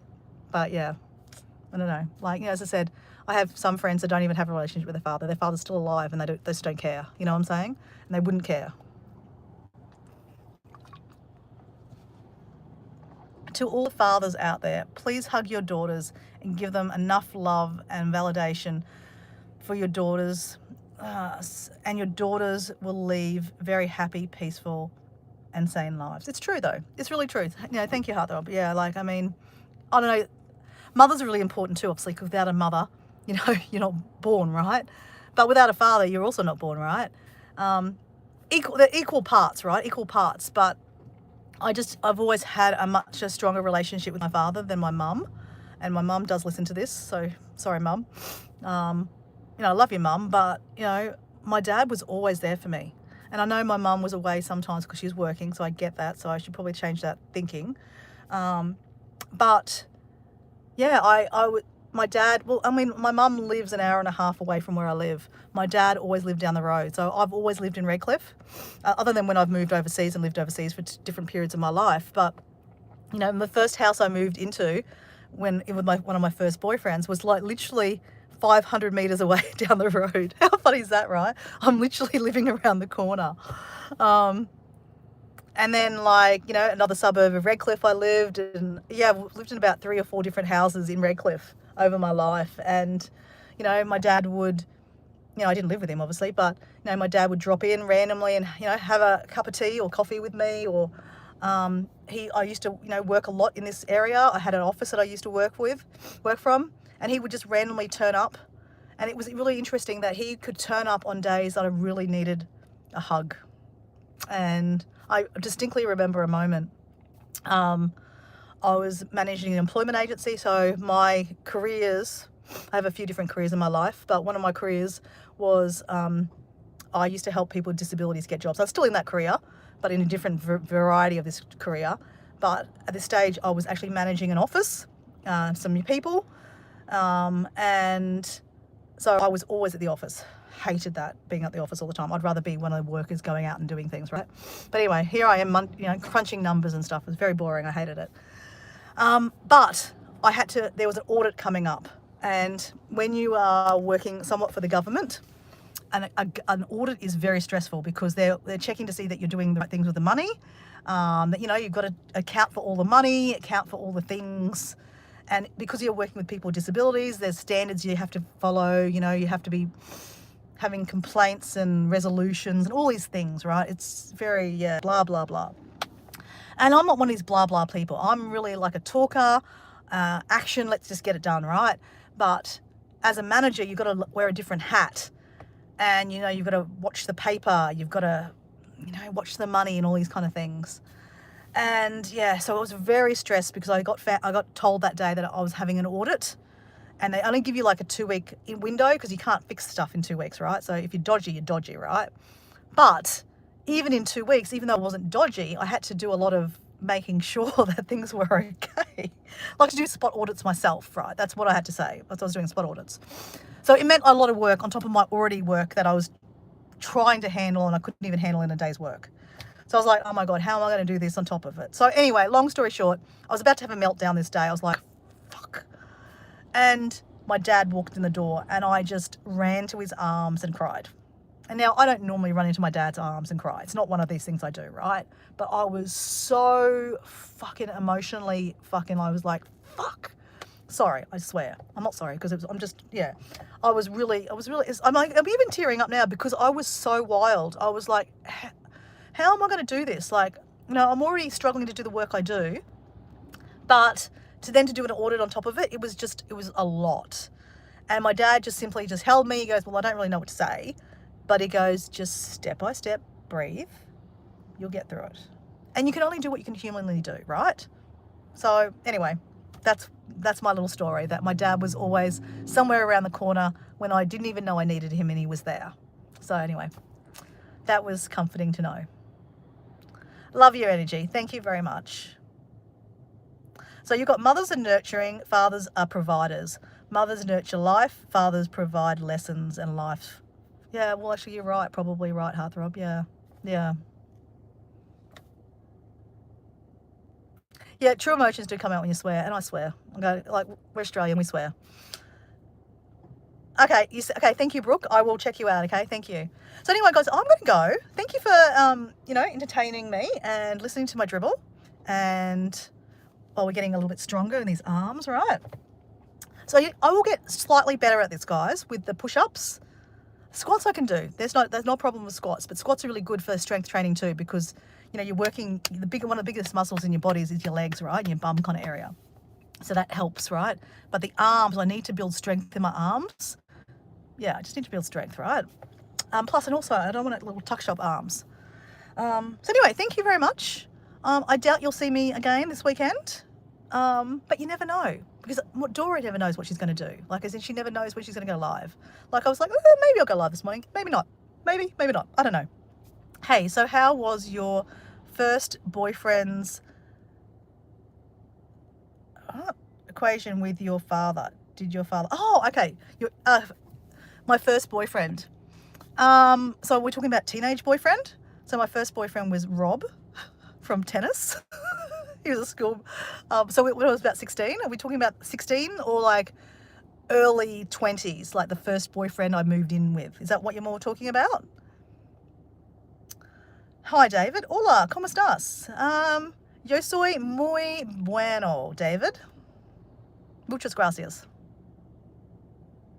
Where are you from, madam? Yo soy vivo de Australia.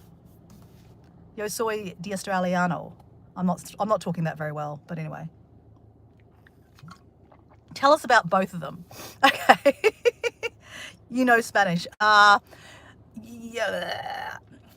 soy hablo español un poquito. Un poquito. I used to live in Mexico on and off 3 different times in my life. I lived there first when I was 25. When I was about 38, I went back again because I broke up with a boyfriend. Heartthrob, that's another story for another time. And I then came back. I had a boyfriend there in Mexico, as you do, because I was trying to learn the language. That's what you do, right? You're trying to learn the language, so you get a Mexican boyfriend. It's a funny story. And then I came back to Australia, and then I went back again. So I was there for my 40th birthday. So yeah, so I've lived there 3 different times, and I even got a Mexican boyfriend, and it's still, my Spanish is shit. Very bad. But I try. So I do know some words. Like I can, you know, hola, dos cerveza, por favor. I know the basics, yeah? Donde baño? Where's the toilet? And can I have 2 tequilas? Or can I have 2 beers? Okay, so Heartthrob wants to know about my first boyfriend's interaction with my father. Okay, so my first boyfriend was at 16 years old. He was one of my tennis boyfriends. Oh, I mean, he played tennis with me. That's right. He played tennis with me. I played tennis with his sister. So we were really good friends, his sister and I. And then he started playing tennis. And yeah, we had a little, he was my first boyfriend. My dad, I don't even remember my dad interacting with him, to be honest. It meant, I don't think he cared. He really didn't care. But my first actual solid boyfriend was a guy called Jason. And I moved out with him. And my dad had a bit of interaction, but not much. Jason was a little bit completely opposite to me. He was an introvert. I'm an extrovert. Sometimes it attracts, the opposites attract, right? But so introverts don't really go out of their way to have conversations with people a lot of the time, unless they like the conversation they're talking about. So my dad probably didn't have much in common with that boyfriend. You know what, Heartthrob? I don't actually remember too much of a conversation. I remember telling my dad that I kind of needed to break up with him, that, I needed to, move on with my life. And he kind of just said, well, look, Jason's a good guy, but, maybe, you need to, be, sprout your wings and be your own self. And that is actually when I went on my travels. I think I broke up with him when I was about 23, 24. And that's when I went my first backpacking trip to Europe and started backpacking by myself. So that was a really good experience. When I came back from that trip, I did connect with him very briefly, because, as a stupid girl, 20 something, I thought I needed a boyfriend, right? But, I didn't need a boyfriend. When you go away, you kind of, you see the world in different lights, right? So I think that's what my dad was kind of probably aiming to see, that, when I saw the world a little bit more, I'd see the world in different eyes, that I would realize that the boyfriend that he was probably wasn't really good for me. So let's go with that. Does that answer the question, Heartthrob? So David, where are you from? David Rodrigo, where are you from?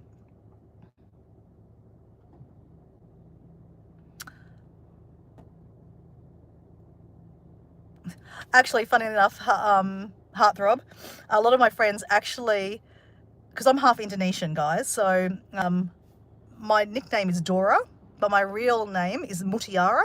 So Mutiara in Indonesian means pearl. And my dad is Australian. I was born in Australia. I was born in the Brisbane hospital. So I'm very Brisbane-lite.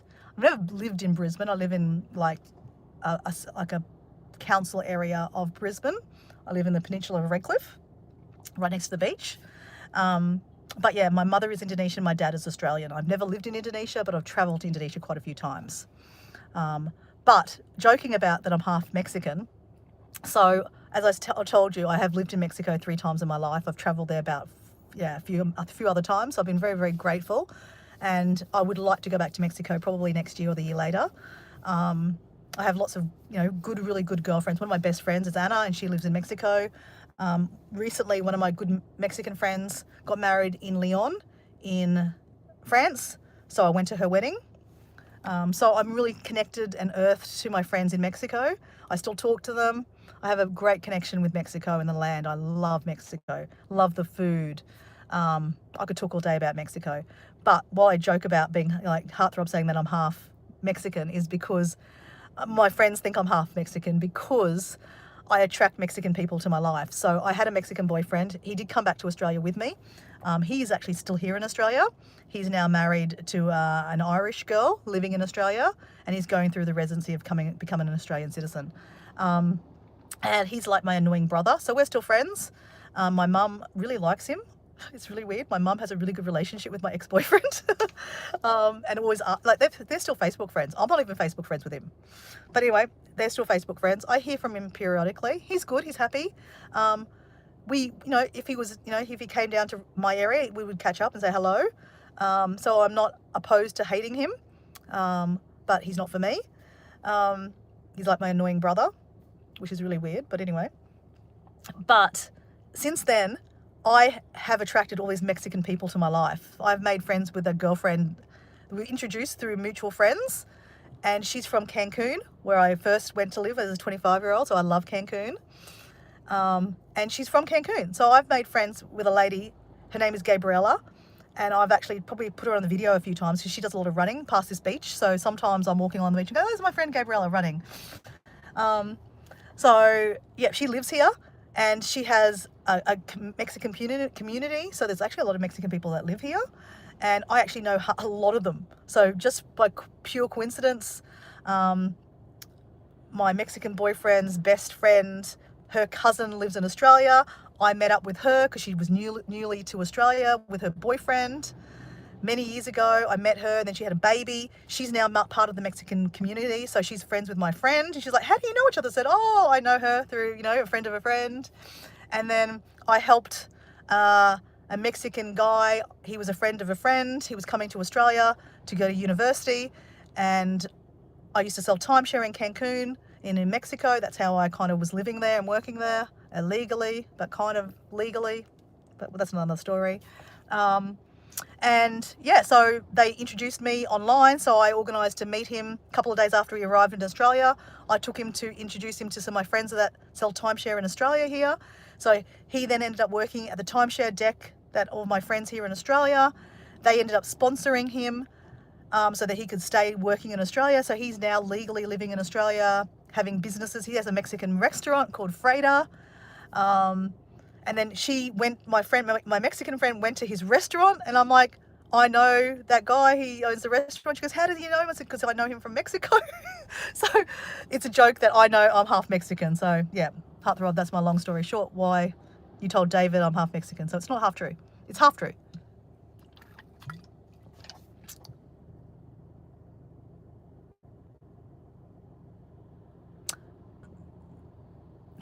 So Heartthrob's got here, Dora, how was the Mexican boyfriend? I've heard Mexicans are pretty wild. I'm an extrovert too. I love life. How are you, by the way? I'm good. David's from me, originally from UK, but living here in Spain. Okay, cool.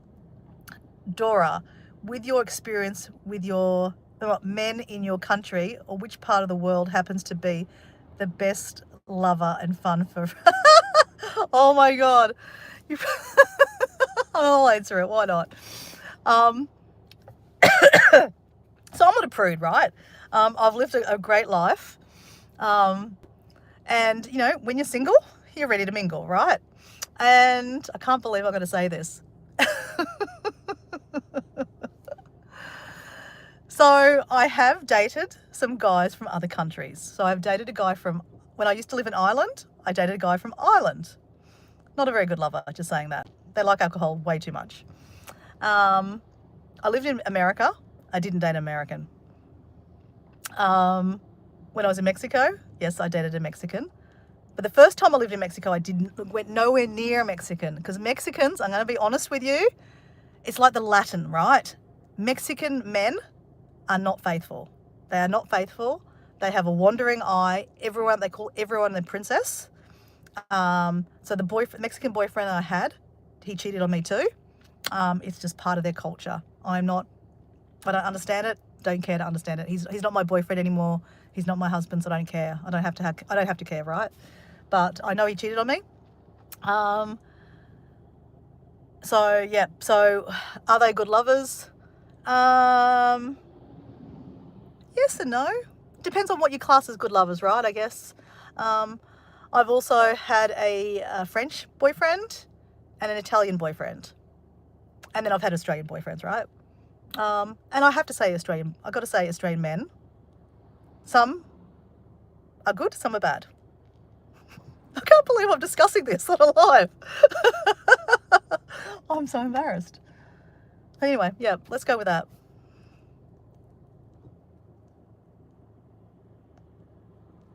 It seems your mother always likes Mexicans. But funny story, my mother thought I was going to be a drug mule. So when I was dating my Mexican boyfriend, I was dating him in Mexico. I'd come back to Australia to sort out my Australian life, and then I went back to Mexico. My mum thought I was being he was a Mexican in the Mexican cartel, and that he was grooming me to be a Mexican mule, like as a drug mule. No joke. No joke. I didn't know this, but who did I tell? I think she told my half sister.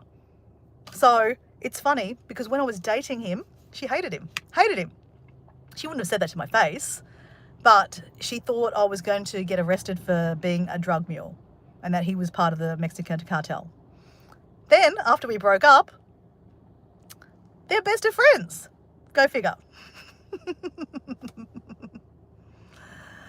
From ex-boyfriend to annoying brother. Wow, that's a wonderful transformation. Yeah, it is. You know, honestly, people don't understand it.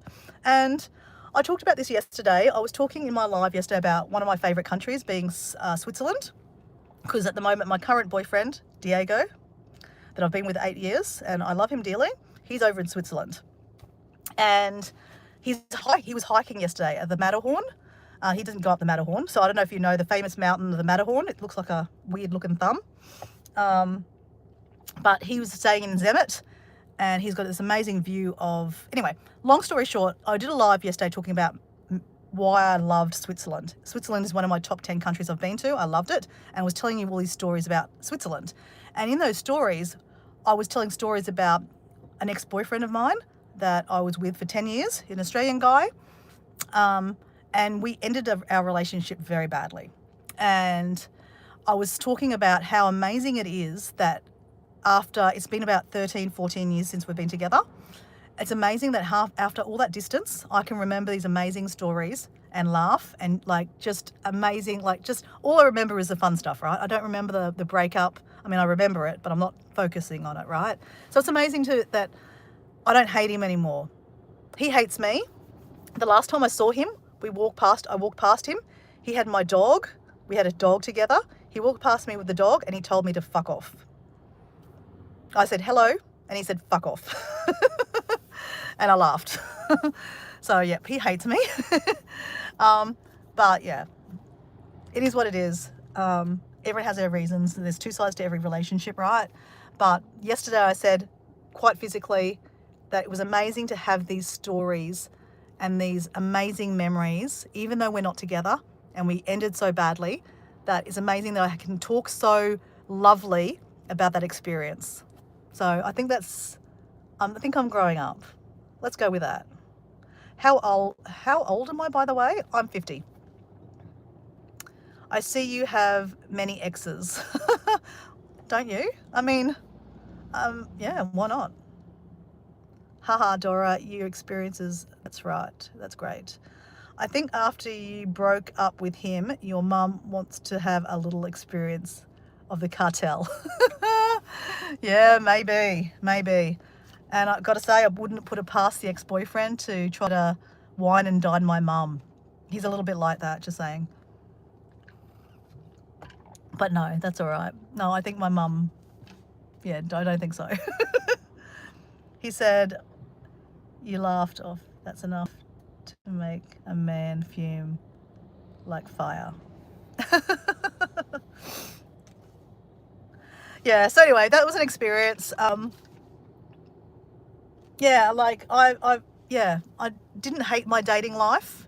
I never really dated as a young person. I kind of went straight into having boyfriends and it wasn't a thing to do. But after I broke up with the Mexican boyfriend that I was living, he was back here in Australia. Yeah, I started internet dating and it was an experience. That's all I'm going to say. It's an experience. That's how I met Diego. Unfortunately, this is how people meet. But I have read, recently that apparently people are going back to old school dating. Like they're actually not on the apps anymore because they know people speak so much bullshit online. They lie, they ghost. People lie about what they do for a living. They lie about what they look like. They catfish. That people are just, happy being single or happy just going out to a pub and hoping they're going to meet someone. Because that's, back in the day, that's how you met people, right? So anyway, it's very interesting. We know that we're kind of coming full circle, right? Back in the day, the boyfriend that I was with for 10 years, I knew him. He was from another school. I met him at schoolies. We were just friends. And then, I met him maybe 10 years later in my local area. And then we went to a pub and we kind of dated. So yeah, it's interesting, and now the new age is to get on an app, how I met my latest boyfriend, right? That I've been with for 8 years. And that's how I met, many guys through dating, internet dating. But now it seems that, it's changed again, that people aren't meeting people online anymore because they know it's all bullshit, right? Like, it's really sad that people are getting catfished. I don't know if you watch that show, Catfish. There's a YouTube channel, and it's actually quite funny, actually. It's really funny. It's very sad, though. Middle-aged ladies, generally over 50, that have lost their husband with a bit of money, are getting, swooned by these very good-looking men. And, technology is so great these days that, people think they're having, relationships with people that they've never even met before. Heartthrob's got, Dora, I've got to say, you're the best girlfriend that I've never had. Oh, yeah, thank you. Oh, my God. Okay. Anyway, I'm going to go, guys. I finished my protein powder.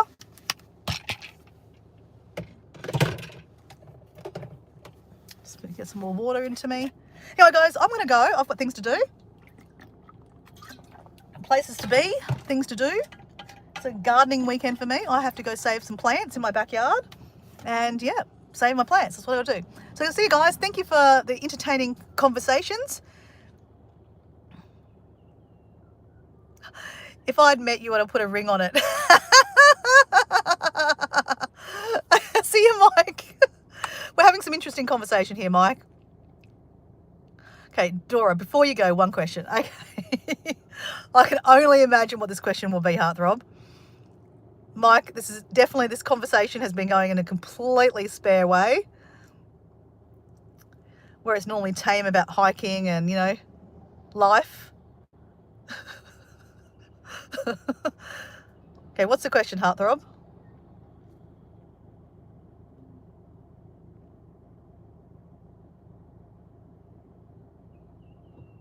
Don't lie. Have you ever done skinny dipping? Don't lie. Yes, I have. Yep, not opposed to it. Yeah, I like naked beaches. Though, problem with naked beaches is there's a lot of naked men. Generally, naked gay men. I don't go to a naked beach because I think I want to go pick up or like look at men. It's, to be naked and to swim naked is like very freeing. My friend Matt Launton, he's a guy from Cheshire, the UK. He's always talking to me about, skinny dipping. It's very good for you. I don't know if you know that. Like, I don't know, Heartthrob, if you're going like a sexual way here. I'm going completely the other way.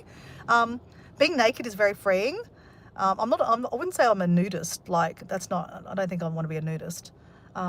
Because when I was living in Mexico, there used to be like a place called Temptation. It's a resort that was a naked resort. And some of my friends used to work there, actually selling timeshare. So it was quite eye-opening. And yeah, they'd be naked, selling timeshare to naked people. It was it was intriguing. But yeah, I'm not into that. No, not into that.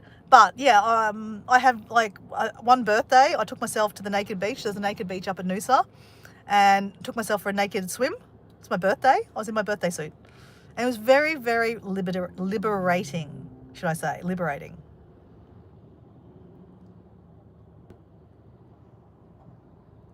Yeah, it's very liberating. Yeah, exactly. But like, unfortunately, naked beaches come across as like gay cruising areas. Like, there's another place down in actually, that's funny. Last year, Diego and I were in Sydney, and there's a naked beach. And look, Diego is, like I said, he's an introvert. I'm an extrovert. And I said, I want to go for a swim at the naked beach. I was like, yeah, sure. And like, Diego had no choice. I was going to go anyway. I was like, whatever. I'm getting a kid off and I'm going for a swim. It's hot. And he felt very uncomfortable because there was gay guys. I mean, I don't know if they're gay, but probably gay. It's a kind of gay kind of beach. Like, why I think they're gay is because you find guys, there's a thing called exhibitionists. Like, they actually want you to watch them. So mainly this is guys that are naked on rocks and, you know, they're loud and proud, so to speak. That's a bit weird. I'm just going to say that, okay? That's a bit weird. I don't need to see that, right? I just want to go for a swim naked. I don't need to see your doodle dangle sticking up, okay, on a rock. It's very weird. So Diego didn't feel very, I think he was scared. I, for example, knew that no one was watching me. Being a female, they didn't care what I had between my legs. They just didn't give a shit. So I went for a nice swim. It was lovely. That was the last time I went skinny dipping, a year ago in Sydney. It's beautiful. Loved it. But yeah, no one was watching me. They were hoping that Diego would get his kid off. Anyway, so I am now going to go. Namaste. Namaste. Guys, see ya. Bye. Thanks for the very interesting conversation, Heartthrob.